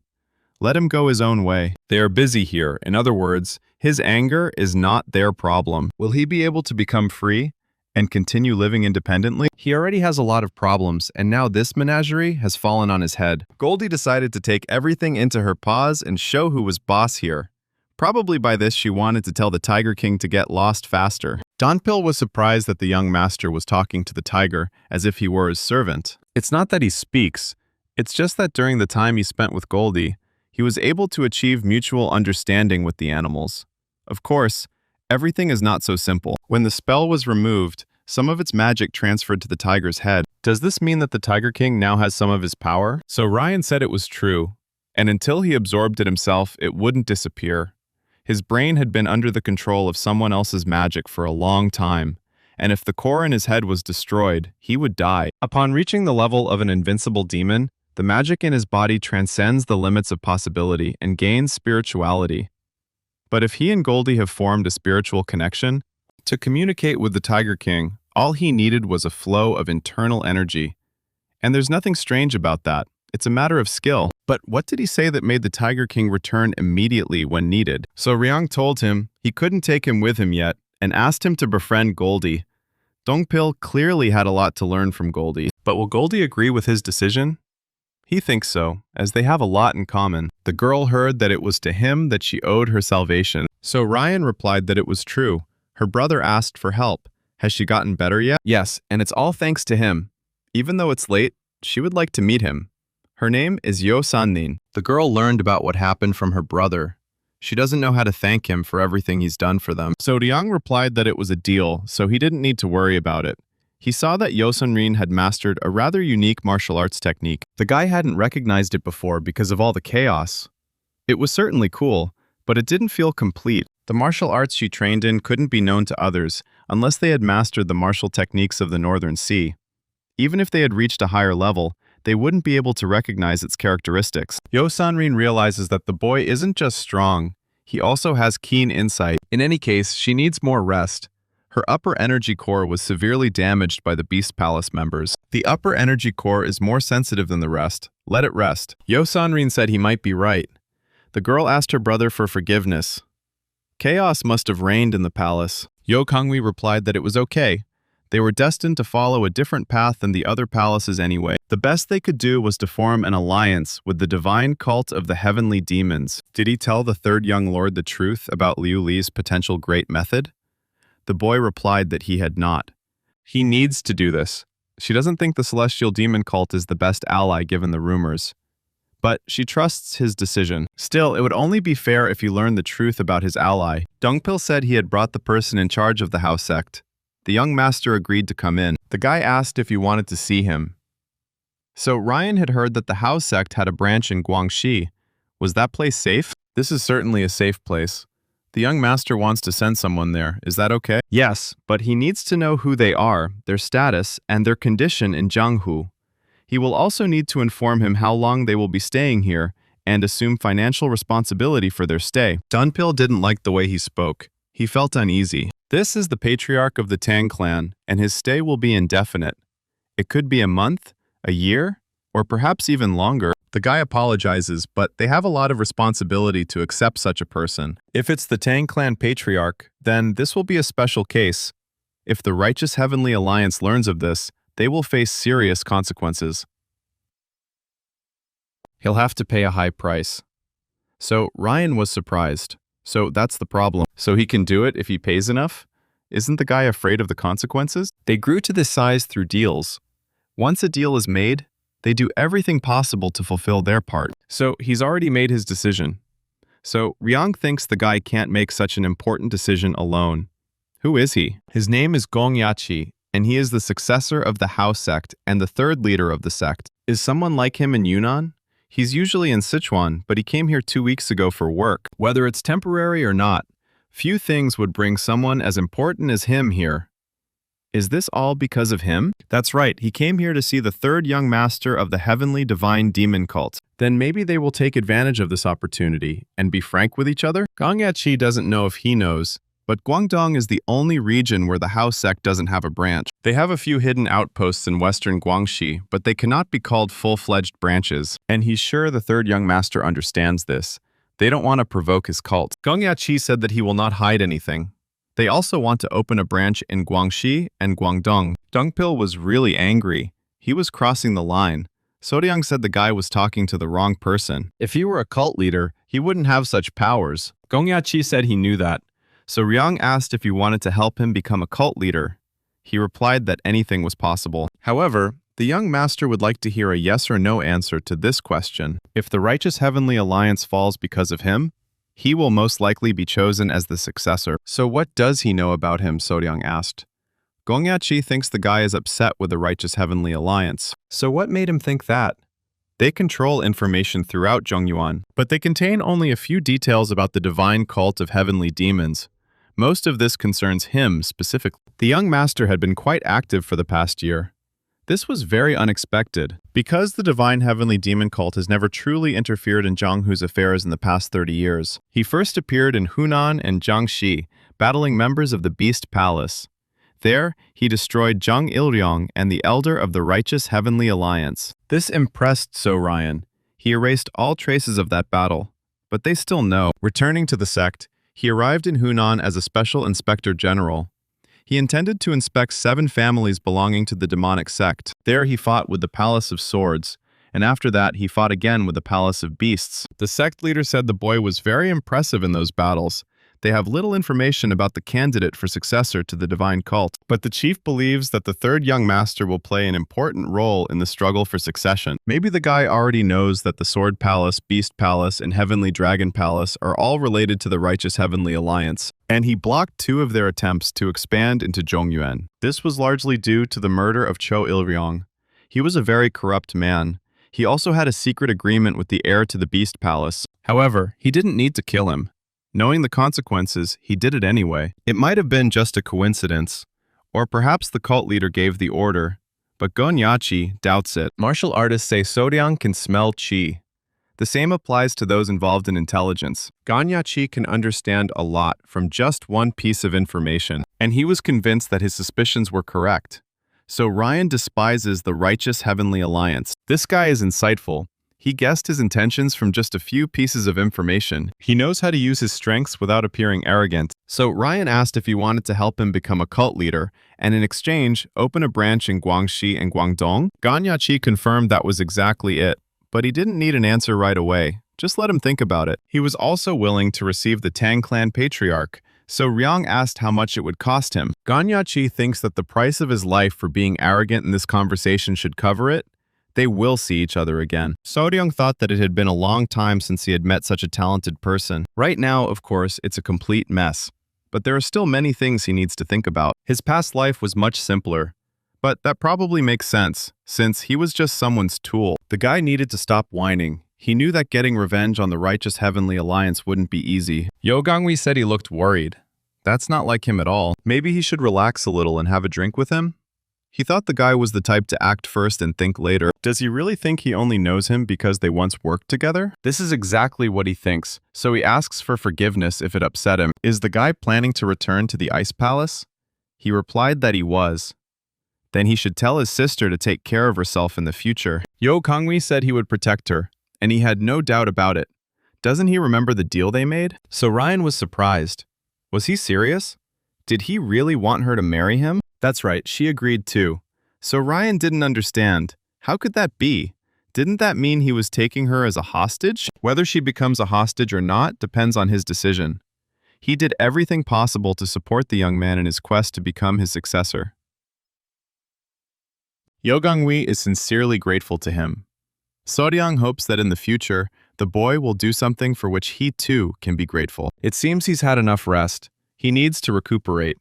He's sure the first and second young lords are already waiting for him, and the best he can do is go back and look at their disgusting faces. The guy thinks these weather conditions are simply terrible. His friend told him to stop talking nonsense and focus. He needs to become impervious to heat and cold. This humidity really irritates his eyes. He's been here for 15 years and still can't adjust to the weather. He feels like life is easier only in winter, as expected of a man from the north. He even tried to achieve a state where he would feel neither heat nor cold. The guy doesn't want to be like the first young master. He'd rather be like the third young master. His comrade thinks he's crazy. Does he think reaching the third master's level is easy? He considers him a complete idiot. The third young master a monster that even a genius cannot describe. The guy said he already knew that. But he doesn't think he can't be compared to the young master in martial arts. Has he heard that the first master has reached the pinnacle? Yes, that's excellent. There are very few people in history who have reached the pinnacle before the age of 40. The squad of demons that was sent on the mission has returned. The guards greeted the boys. But let the girl show her badge. Yu Ryung showed them her badge. The senior ordered the boy to report them to the commander. It looks like the third young gentleman and the guest are in the carriage. Yu Ryung confirmed that they are there. So Ryung apologizes. His body is tired, and he can't control his strength. He needs to see the demon lord. So let them send him a message first. The boy saw his idol for the first time. His friend asked him how he was feeling. It turns out that the first young master is not the only one who reached the top. Ho Yo-sung reported on everything he had accomplished over the past 10 days. Lee Jung-sung praised him for his work. So how's the secret pavilion doing? The chief strategist replied that everything was fine, funding was stable, new participants were learning quickly, and everything was going well. Let him send them to the city's creator gradually. Sending an army reconnaissance organization outside the city means gathering information about the Allied Alliance's external forces. Ho Yo-sung asked if he meant that they would pay closer attention to the world's foreign affairs. Could he find out the reason? The Demon Lord replied that he had been thinking about it for a long time. Ho Yo-sun will begin transporting the Palace of Mysteries observers outside the city from now on. With the arrival of autumn, everyone will be busy assessing the second half of the year. Those who definitely have free time are the candidates for succession. Lee Jung-sun confirmed that he was right. The strategist asked if he would start creating conflict between them. The man replied that he had nothing to do with it. They created them themselves. He who wants to rise will rise, no matter what it takes. And he who wants to fall will fall, no matter what he does. Ho Yo-sung believes that they should be given a fair place to do so. The Demon Lord replied that there was no such thing as justice in this world. He gave him a wad of money. Ho Yo-sung was shocked by his actions. They say it's good for relieving fatigue. It seems the cult leader is the only one who cares for him. Let him continue his hard work. Ho Yo-sung doesn't even know if he'll be grateful enough for it. The guards informed the leader that a third young gentleman was requesting a meeting with him. The man said to let him in. The third young master, So-ryung, greeted his demon lord. Seeing the chief strategist, the boy asked if he should wait outside. Lee Jung-san replied that his conversation with him had already ended. Ho Yo-sun's gaze seemed to be insisting on having tea with him, so Ryan told the demon lord he had returned. The man told him to sit down. This time, he really did almost die. Lee Jung-sun said it was the path he had chosen. He's back with his clever words. So Ryan doesn't know what to say. Has he recovered from his internal wounds yet? The boy replied that recovery is taking a long time this time. Lee Jung-sa said it was not just a minor internal injury. Is there such a thing as mild or severe internal injuries? The demon lord stood up and offered the boy some wine. The man poured him a whole plate of wine, and so Ryan thanked him for his generosity. But before he drinks, let him first heal his internal wounds. He can't allow him to drink such an expensive drink in this condition. Or does he want to show his inability to treat his minor injuries? So Ryan no longer understands why the Lord is treating him like this again. Meanwhile, Yo Sun-rin came to visit him. Anghwa asked who she was. Her name is Yo San-rin, and she is a captive, or rather a guest, of the third young master. She is in his debt. This happened when the cliff formed, and since then his illness began. Although he missed then, it seems that an internal wound was formed. After that, he stabilized his third dantian to restore it. Because healing without taking into account the balance of the third dantian can become an obstacle for the higher power. The vessels and veins are in perfect condition, and his dantian is also strong, but the deep wounds have not yet healed.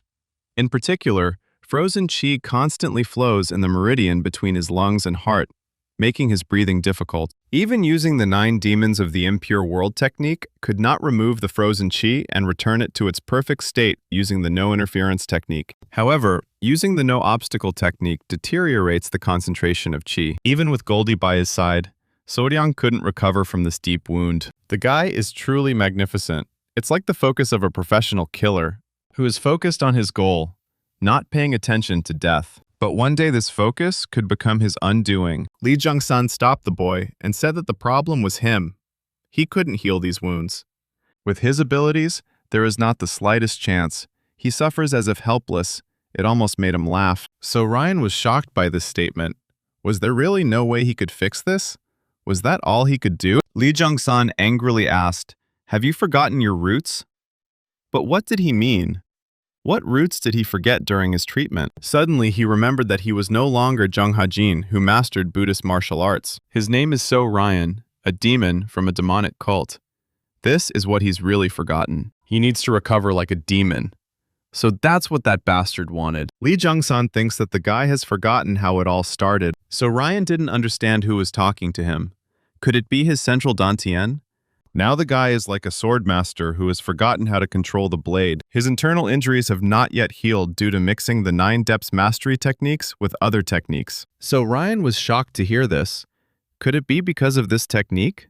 If the master uses the upper dantian when using divine techniques, when using demonic powers, he uses the central dantian. The central dantian, in turn, is under the control of the 5 desires and 7 emotions. Strong emotional experiences serve as a catalyst for demonic techniques. Knowing this, he used different techniques for healing and attacking. This is the reason for the accumulation of corrupted energy around his heart and lungs. The problem lies in the central dantian. Because of this, when he concentrates on the upper and lower dantian, nothing happens. Based on all this, Lee Jung-sun believes that he is only half a master of the demonic technique. The very name encapsulates the meaning of demonic art. It is the foundation of all foundations.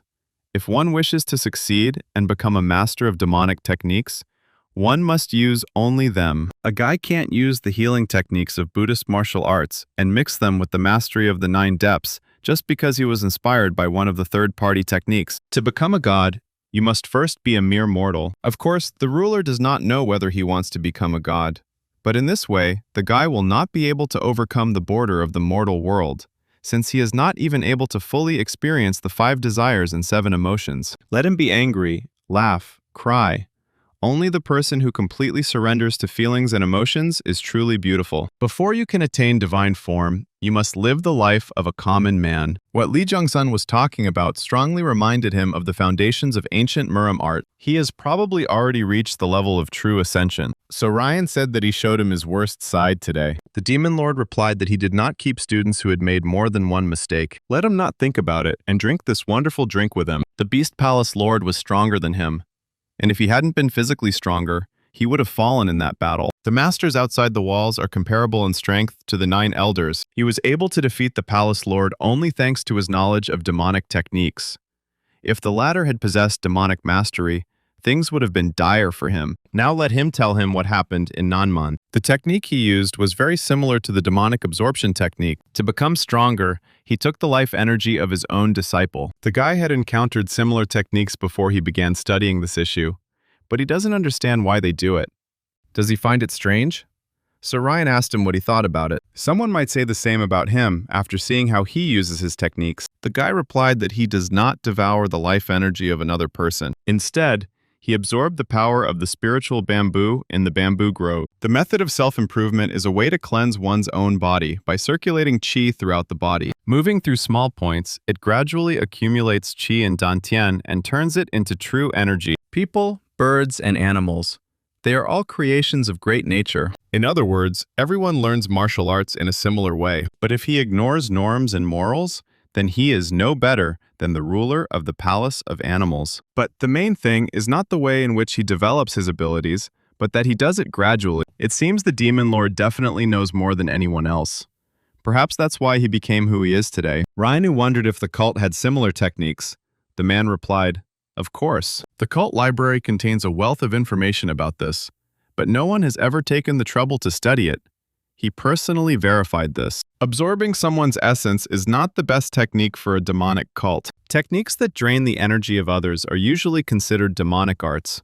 But isn't essence absorption the best technique for a demonic cult? However, perhaps such techniques will be useful for someone more cruel. True demonic mastery values knowledge gained through sudden enlightenment far more than the divine arts of the ancient Murim. So Ryan realized this was a sudden enlightenment.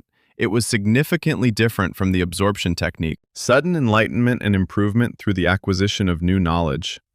To achieve this, one must learn gradually. Demonic mastery distorts the central dantian to oppose basic instincts and desires. And if you penetrate to the very essence of this principle, this will be learning. The heir to the ice palace must have already left. So Ryong replied that it was true. They had already said goodbye. And what about the Hao sect? He heard that thanks to them, he had caused a stir in the Beast Palace. The boy replied that they must take the Tang clan patriarch. The Lord asked what would happen in return: the destruction of the righteous heavenly alliance. They will also assist him in the struggle of his successors. Besides him, there are many people who dream of destroying the righteous heavenly alliance and the Steel Blood Fortress. So what does he think? Are there any chances of becoming the heir? Does Sodiang really want to be his heir? Or is there something he doesn't know? The guy was surprised.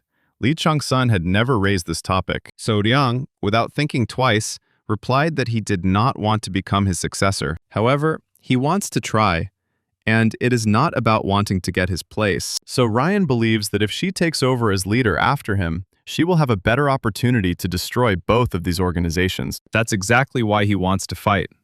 The man replied that everything was clear. The boy asked if his selfish reasons had disappointed the Demon Lord. It doesn't matter what his goals are. The important thing is that he seizes the opportunity to achieve them. And if that's his true desire, he has something to offer. There will be no Mara festival this year. Instead, he will name his successor. Let him complete all his affairs before then. If he truly wants to become his successor and a great master of the demonic arts, with hundreds of thousands at his command, and if he truly desires to destroy the righteous heavenly alliance and the Bloodsteel Fortress, he has already informed the other successors of this. Announcing the chosen heir on the day when the Mara festival is to take place means that he does not intend to take into account the youngest among them. This means that only 3 will compete for the right to inherit the place of ruler. In that case, Sodiang said he was leaving him, but he would return for another lesson. The boy didn't even realize that the Demon Lord was being gentle with him because of his internal injuries. His stepping technique isn't progressing as quickly as he'd like. I should have reprimanded him for it, but I didn't due to his injuries. He's so brazen with his own teacher, especially the cult leader. It seems the boy has matured. Choosing an heir? So Ryan wondered if he really needed to make this decision now. And if there's a reason for this, it clearly has nothing to do with the cult. Perhaps something is going on in Zhong'an, or maybe he's doing it at the behest of his heart. After all, Li Zhongsung is a terribly unpredictable person. In any case, he wants the guy to take everything seriously. So Ryan sent someone and asked why he didn't come out to him. Unlike their last meeting, this time, the guy recognized him. Wouldn't he like to join his older brother for a cup of tea? Jin Guanen heard the guy had just returned from Yunnan. If he was free, he'd treat him. So Ryan replied that he didn't see anything wrong with it, but it was too sudden a proposal. Perhaps this truly was a surprise to him. But the man had been dreaming of talking to him ever since the day he returned from his seclusion. So Ryan agreed, but he had one request. Consider this the price for the tea party invitation. He offered him a fight. Jin Guanen was shocked. The guy wants to fight right here. The first successor replied that he was not interested and could pay differently. So Ryan said that he was sorry. He really wanted to try one technique. Jin Guanen asked the Master of Inner Enlightenment to vacate the Zinnia Pavilion, believing that everything was ready. He asked to clear out an entire pavilion for a meeting with him. He clearly has something planned. But is that really that embarrassing? So Ryan replied that since everything was ready, he saw no point in refusing. They could proceed. The guy hopes Jin Guanyong chose a good variety. He's very picky after all. Let him not worry. I have prepared the highest quality for him. Meanwhile, Anhwa was preparing dinner.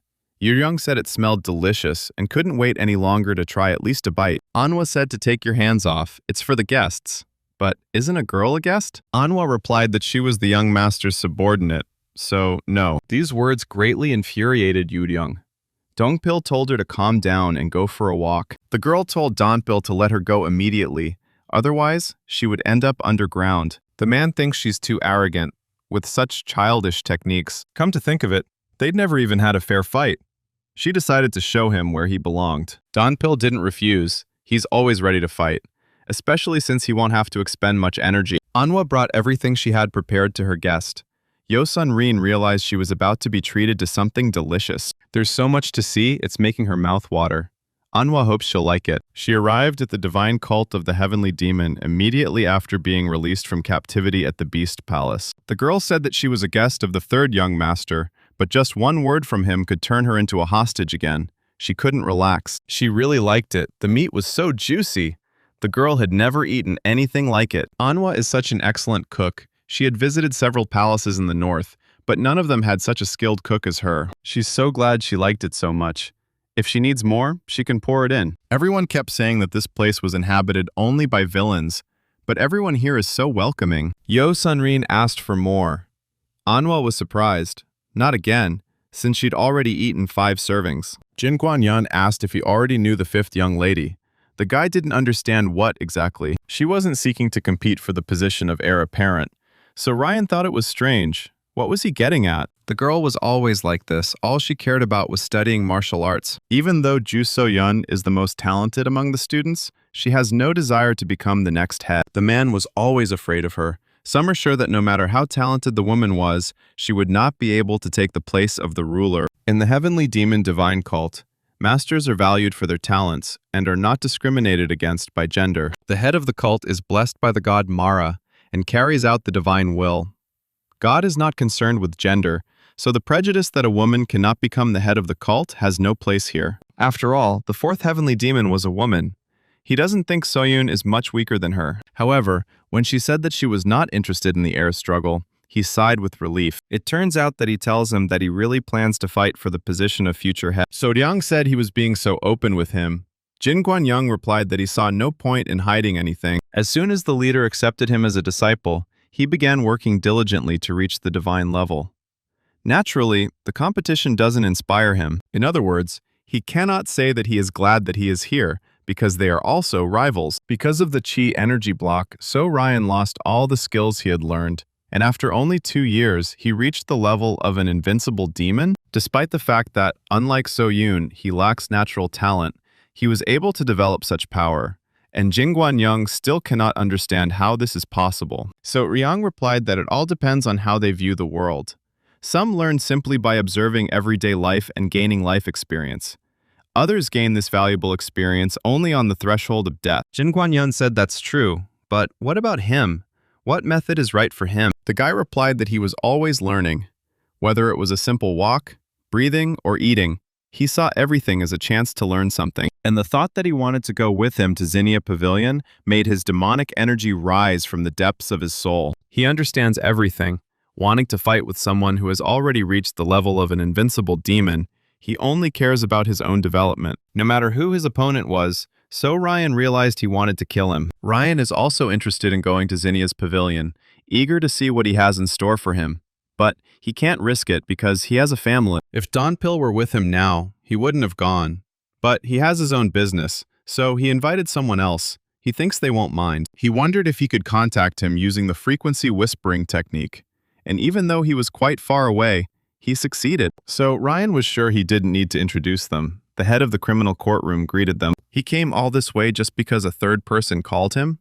Jin Guangyun believes this is the wrong move for the head of an organization that should embody impartiality. Guogu said he didn't think simply drinking tea would have any effect on his impartiality.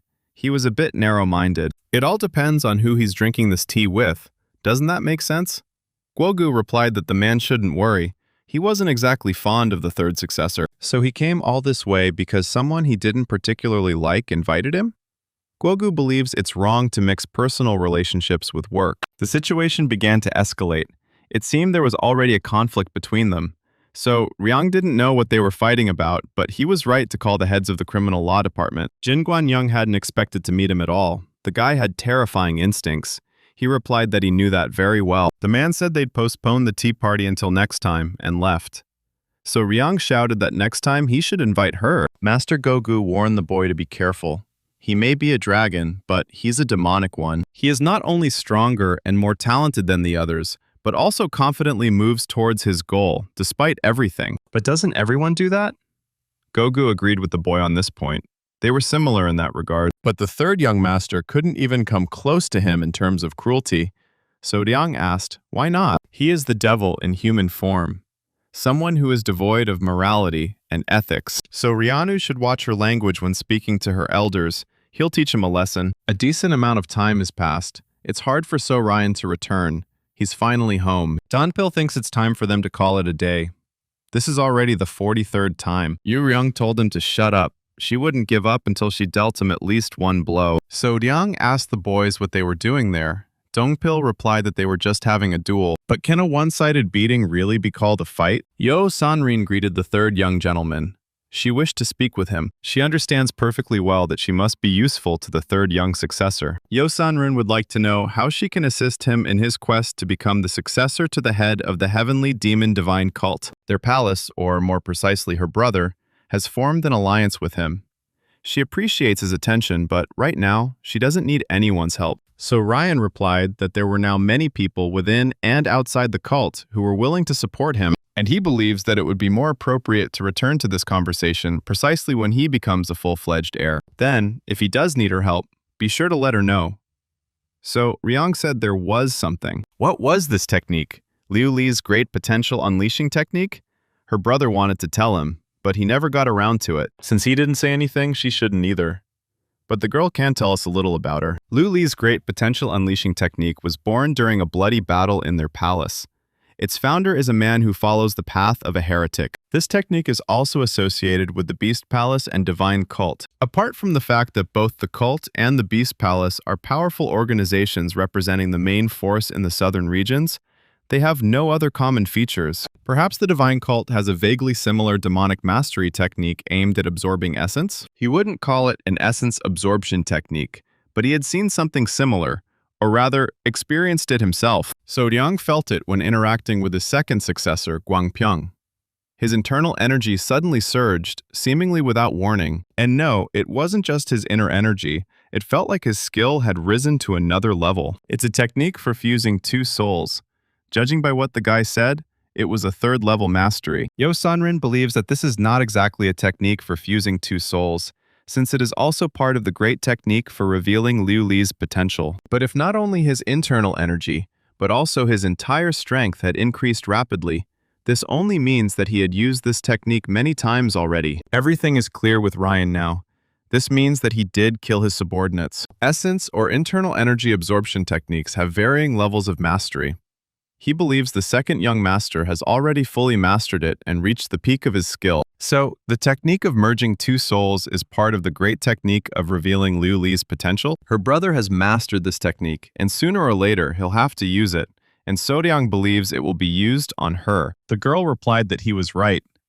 But doesn't that upset her? This doesn't mean she'll die or have her inner energy completely drained.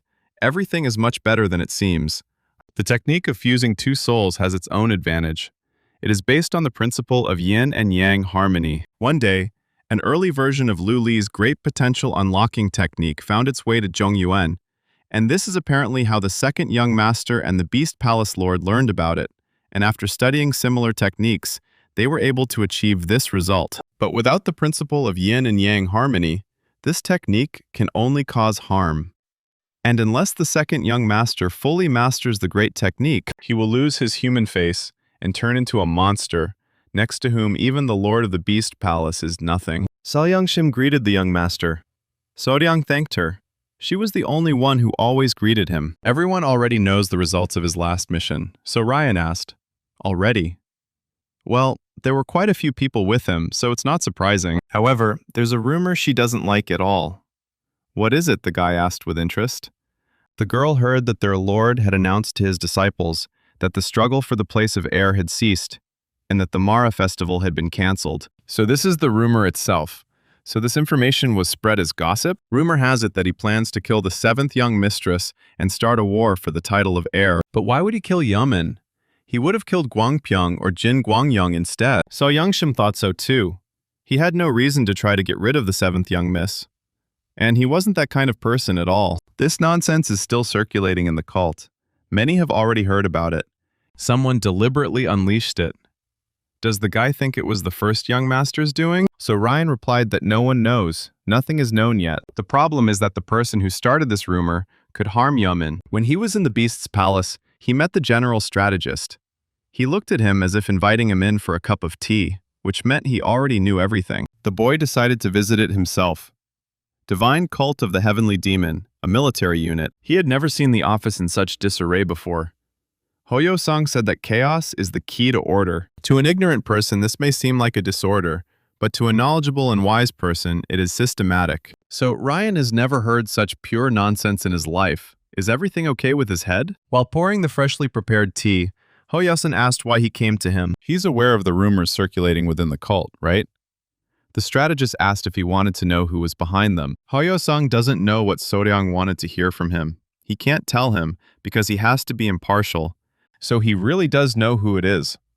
The strategist replied that, of course, the hidden pavilion was under his command. It would be strange if he didn't know. So Ryan asked if he plans to continue to remain neutral. Hoyo-sang always thought he knew Soryang well, but he turned out to be far more unpredictable. What will he do? The boy is like a young tiger on the path to his goal. He stood up and thanked him for the tea. Was he really leaving already? So Ryan hadn't come to him without a reason, but he hadn't gotten what he wanted. But he still didn't say anything. So Yang replied that he considered himself a busy man. He plans to cause a ruckus in the domains of the 1st and 2nd. Ho-yosin advised him to refrain from such a plan. He may not know it, but the 1st young gentleman is not a simple man, and if he treats him as recklessly as he did with the 4th, he risks dying. So Ryan, thank the chief strategist for the warning. Why is he so stubborn? One day, his stubbornness will cause something irreparable.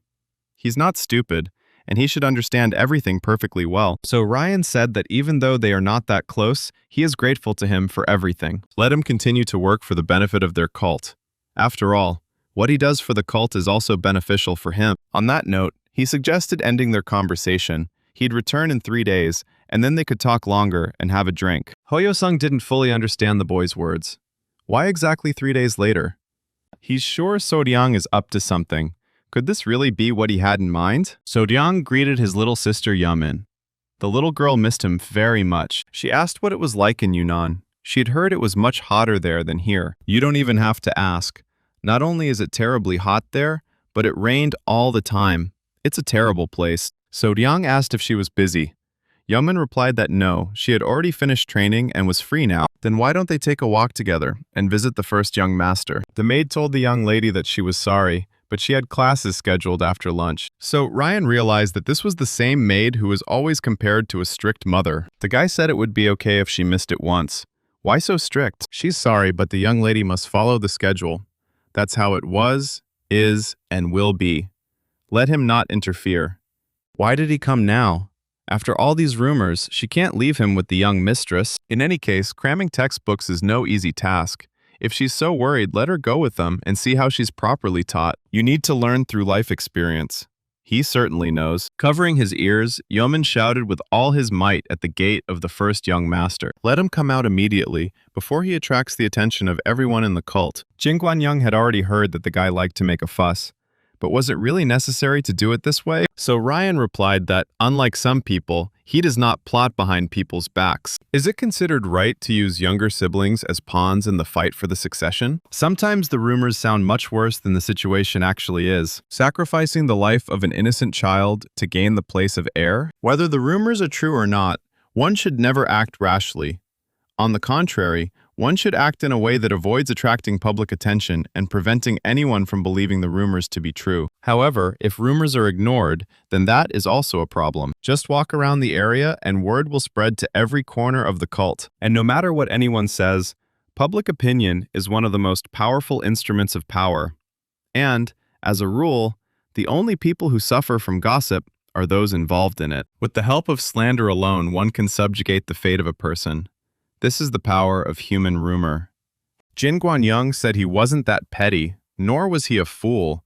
How could he allow such impudence? The man is not going to listen to this empty chatter, and makes it clear that he is only interested in concrete actions. He is the first young master of the heavenly demon divine cult, and he is the one who is closest to the Lord. This seems to be exactly what he is trying to convey to the crowd of curious spectators that is gathered. A rather successful approach. The guy believes that first, we need to somehow dispel this blind faith in Jin Guangyan. Will his technique succeed? He must try. So Liang shouted and dispelled Jin Guangyan's energy with his technique. The people were shocked and bowed to the third young master. So Ryan doesn't know what technique he used to cloud the minds of these people, but he can't deal with him that quickly. Jin Guanyang understands that it was the roar of a Shaolin lion. But how did this youngster know this technique? He simply turned around and told us to follow him, without even bothering to explain what lay ahead. So Ryan said that he did not want to die in the domain of a man who was capable of spreading such disgusting rumors. He did not agree with such conditions, and suggested that the first young gentleman go to Jameer. The girl believes that people aren't stupid enough to believe her brother could hurt her. After all, her brother would never hurt her, right? So Ryan replied that, of course it was true, but some people, unfortunately, believed it. Another question troubled the girl. Why had her brother decided to compete for the position of heir? The maid said that it was impolite to ask such questions. So Riang replied that he simply had a dream he wanted to fulfill. The girl asked what that dream was. He's afraid that if he tells, he might scare her. But to realize this dream, he needs to become her successor. In this case, the girl decided to give up the fight for the place of heir. The maid said she shouldn't throw around such words. After all, she was the master's own apprentice and must make every effort to become the best of the best. However, the little brother is also the master's disciple, which means he has the same rights as the other followers. Saodyang asked Yeomin if she really didn't want to become the heir. The girl replied that she did. But then, why are you ready to give up? You said yourself you wanted to fight. Why back down? Yeomin said that was also true, but she only agreed to become the heir for Sodan's sake. After all, she is the person who does everything for her.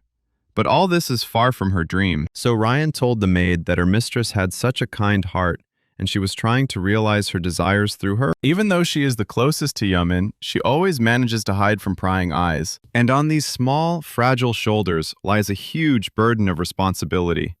Because she is one of the ruler's successors. The owner and his staff were shocked to see a third young gentleman. What brought him to them? They hadn't seen each other for a long time. He felt so cozy, it seemed like he'd spent a lot of money on this. Let them set up a table for them. Drinks for both, and something for the little one. The owner told everyone to listen carefully. They had honored guests. Let them do everything to the best of their ability. Jin Guanyan thinks he and Yeomin are quite close. So Liang confirmed that this is true. They are indeed close. Yeomin said the third brother saved her. It seems this is the same case where the fourth successor tried to poison her. But didn't their youngest mistress plan to give up the fight for the place of heir? If this is the case, then she should leave. Only those who are allowed to do so can reach such a height. And if she is going to give up at the very beginning, it is tantamount to her giving up her status. So Liang told Yeomin to calm down, that everything was fine, she could stay. Will they be able to eat all this food without her? Let her eat properly. Jin Guanyun said that juniors should obey their elders' orders. Is she hearing impaired? So Rianu is fed up with this. Why does everyone like to pick on the kid so much? It's bad form. When he sees such injustice, he cannot stand aside. Jin Guangyang didn't understand what the third young master meant. He suggested ending this once and for all, An heir must be identified. Meanwhile, the angry and completely wet second young master Gwanpyeong decided to ruin their dinner. This is the last day that Soryang comes and goes as he pleases. Was choosing a successor his goal? So Ryang asked if there was anything else they both needed to discuss. When they met in front of the demon god's house, he said he'd ravaged the place just for tea. After all, he'd been planning to kill him back then. So Ryan doesn't know what the former was thinking at the time, but he was confident that he could kill someone who had reached the highest level of the demonic realm. The guy believes that he is not so stupid as to not know about the many unpredictable situations when it comes to a fight. So why was he so confident? Furthermore, immediately after this, a strange rumor spread that he was going to kill Yumin. It might not be him. It could be a demonic martial artist loyal to him, or someone else entirely. Doesn't he think the situation is too strange? If he was going to start these rumors, wouldn't it have been better to quietly start them while he was away? This would create the impression that the rumor arose spontaneously and hide the source of the rumors. This meant that someone had deliberately made up this rumor.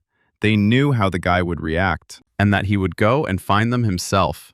Jin Kwan-yun said that Soryang was very attentive. He knew the guy would come to him as soon as word got out, but he didn't expect to bring all these people with him, and it was still normal. He was going to act as soon as he got him into his territory, but So Ryan had acted unpredictably again. He dragged him here. Now he understood why the boy had brought people with him. So Ryan hadn't thought that far ahead. He simply felt he shouldn't go there.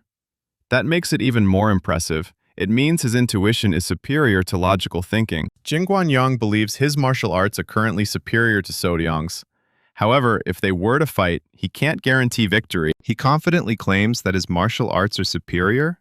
He's not just bragging, he's genuinely confident in it. What does Soryang think? Is he confident he can beat him in a fair fight? So Ryan never refused a fight because he was afraid of losing, and never started a fight because he was confident of his victory. So he means to say that he also cannot guarantee the outcome of the fight? No one can ever be sure of such things. They simply make their own choices. So the guy asks him to make his choice. Will he fight him or not? Unlike him, Jin Guan-yun doesn't start fights he's not sure he can win. He seems very cautious. There's a famous saying that a winner starts a war he's already won, while a loser achieves victory only after starting the war. But his method doesn't work on him. So Ryan smiled and said that he was talking nonsense. Why make it so complicated? Suddenly he felt a strange aura. He had never felt it before. She suddenly became closer. So Ryan senses him outside the door. Who decided to look in on them? The second young gentleman, Gwanpyeong, came in. He asked if Jin Gwanpyeong wanted to see him. What happened to him? This isn't the Gwanpyeong So Ryan saw before. The third one wants to decide on the successor, here and now. Given his recent actions, Jin Guan-yong thinks it will be a fight to the death. What does the second contender think about this? Why shouldn't Jin Guan-yong accept him? The guy doesn't believe he'll lose to the third one. So Ryang was surprised when Gwanpyeong became his subordinate. The second said that such superficial provocation would not affect him. Then he probably didn't crawl to him voluntarily.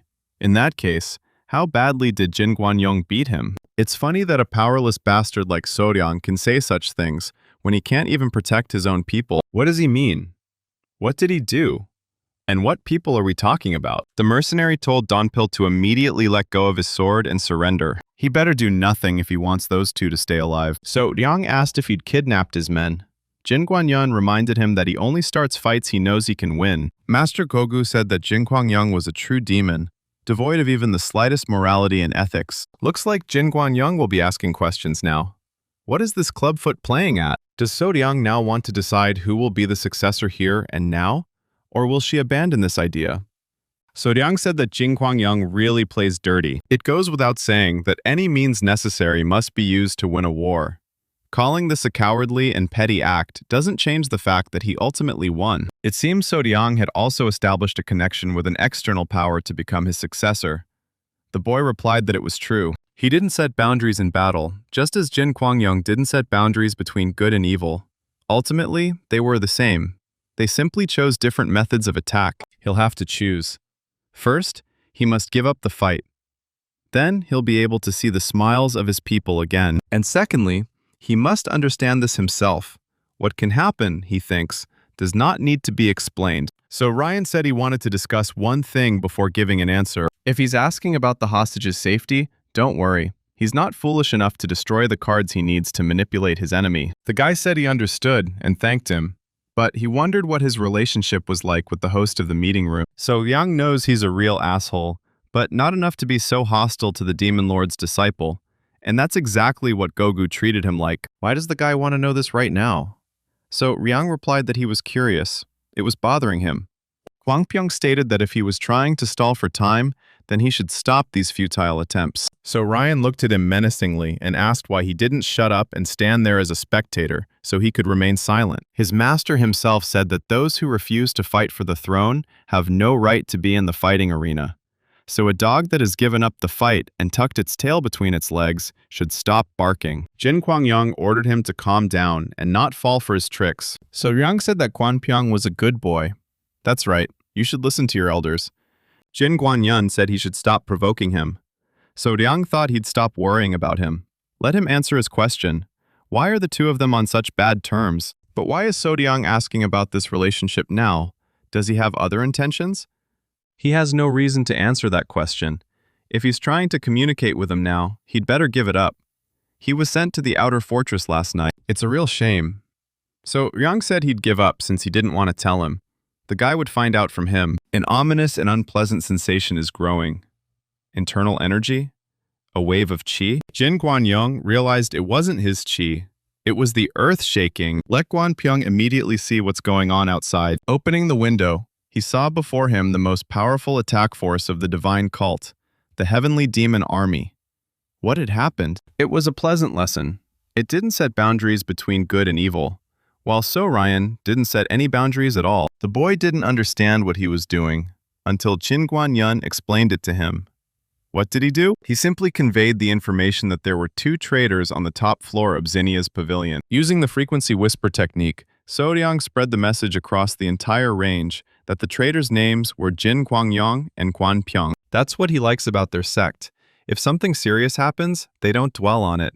Instead, they jump straight into action. It's not the best tactic, but it's working for him now. Did they like his surprise? So Ryan lifted Yeoman with his demonic energy and handed her over to the maid. Tell her to take her away from here immediately. Now the preparations are complete. The spectators are all in place, and the concert can begin. So-ryang pounced on Jin Kwangyong and grabbed him tightly, carrying him into the thick of the forest. A private informed the chief strategist that the heavenly demon army had arrived at Zinnia Pavilion. The hidden pavilion issued an urgent order. He corners the first disciple, accusing him of betrayal.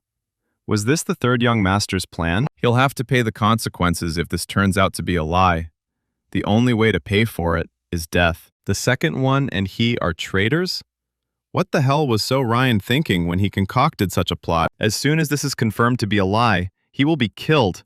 Not only he, but his entire family and the people who serve him. The boy doesn't know what Jin Guanyan promised Kwanpyeong, but he made a big mistake by luring him over to his side. It seems he's slowly losing his mind. The second young master, Kwanpyeong, will certainly commit treason. Kwanpyeong shouted that he was a disciple of the divine cult. How dare they look at him like that when they weren't even worth more than beetles? The traitor attacked the army of heavenly demons, sowing chaos and confusion. This means that he will also be considered a traitor, since he is his subordinate. So Ryan will eliminate the traitor as the one who will become the successor to the leader of the divine cult. Meanwhile, anxiety reigned in the demon god's palace. Mudam came to the ruler with urgent news. A state of emergency has been declared throughout the city. The entire heavenly demon army is on site, and all combat units are supporting the army as a precaution. The leaders take their posts, and people from the criminal law court arrest traitorous subordinates and comb their homes. Lee Jong-san asked about the chief strategist. The man replied that he was in his office, as were the other leaders. He had sent an urgent request to the hidden pavilion, but they hadn't done anything yet. It turns out that the chief strategist also knows that this betrayal is not real. Otherwise, the hidden pavilion would have already taken action. The Lord knew he was about to do something great, but he didn't expect it to be so dangerous. How does So-ryang plan to deal with the consequences? He said he was going to make him a real traitor. For him, only the result matters. Mudam said that if the boy had spread false information to win the succession battle, he had committed an extremely serious crime. Lee Jong-song mentioned that they still don't know if the two actually committed adultery. Sometimes lies become truth. Let him go and regain his strength. So Ryang's lack of self-control is commendable. He also takes responsibility for the consequences of his actions. However, if the guy doesn't achieve the results he's happy with, he won't stand on ceremony with him, even if So-ryang is the one he values most. Meanwhile, chaos reigned in the restaurant. A maid shouted that the traitor had refused to be arrested. So-ryang told her to take Yeomin away using the frequency whispering technique. But how did he know such a mess would start? In this mad battle, whose side should the young lady take to find safety? The warriors blocked their path. They were asked to stop and reveal their identities. The woman said she was a servant who served the seventh young lady. One of the traitors was wreaking havoc there. The squad leader greeted the seventh young lady. He hoped Che Yeomin understood their rudeness given the current situation. The young lady said everything was fine. Then, in that case, have someone lead them to safety. The rest of you, surround the zinnia pavilion. The maid thought for a moment and didn't notice that Che Yeomin was missing. What kind of betrayal is this? So Ryan dragged the Heavenly Demon Army into this, fabricating a crime he didn't commit? Does he really think that such nonsense will work and everyone will applaud him? Jin Kwang-young will drag him to the palace of the demon god and prove his innocence. So Ryan asked, he must be scared because he growls more than usual. The man yelled at him to shut up and struck first. So Ryan managed to get his hands up and defend himself. It was a strong blow. He is certainly strong and his speed is impressive. However, he's not a strong opponent for him. So Ryang feels like he's missing something. Jin Guan-yun didn't understand what that movement was, so Ryang said he was overconfident. Jin Guan-young had previously said that his martial arts skills were superior to the boys. It was his overconfidence that would hinder him. The man took out his sword and asked So-ryang if he felt any sense of urgency. The boy noticed that he had drawn the hilt of his sword, just like Master Go-gu, the same martial arts as the master of the criminal law hall, which means they are very close to him. Why does Jin Kwang-young react so sharply when he mentions his name? He used the Blood Demon Explosive Sword technique, a technique that is explosive and possesses immense destructive power. However, it's still not enough to stop him. Let him get a boot to the forehead, just like he was cleaning this morning. Jin Guang-young couldn't figure out what else he could do to defeat the guy. He gathered all his strength into his sword to deliver a crushing blow. But it didn't work. So Ryan noted that his attack was not bad, but there was nothing he could do to improve it. However, when it comes to assassination technique, he's somewhat lacking.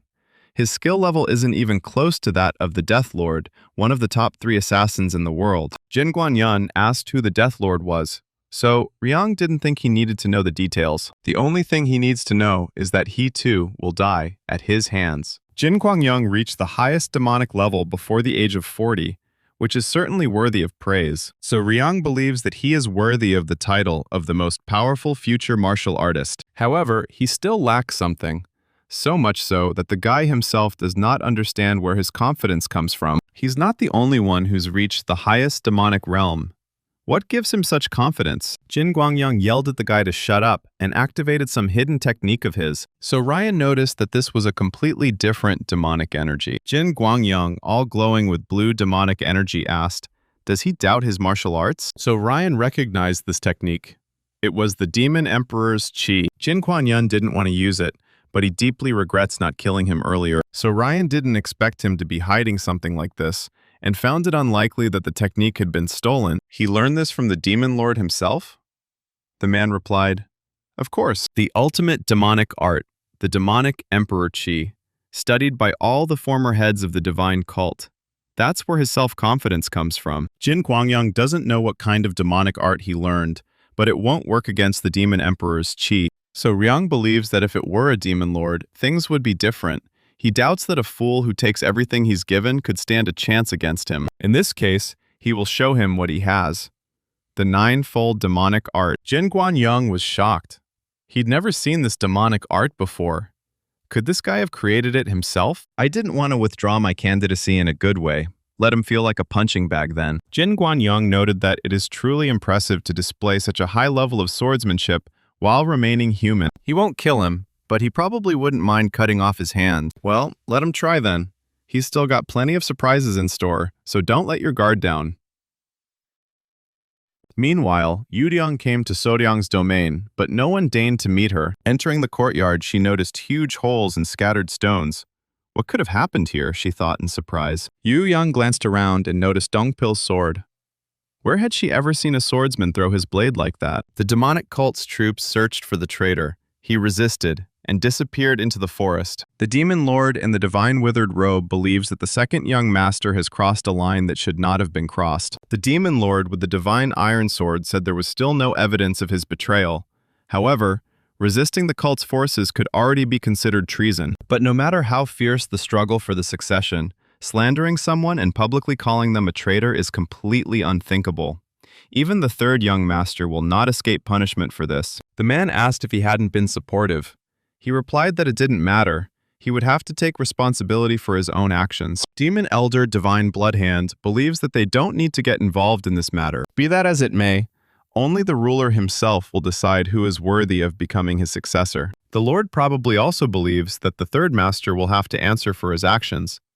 But if the head of the cult himself speaks out in defense of the heir, they will have to accept his decision and resign themselves to it.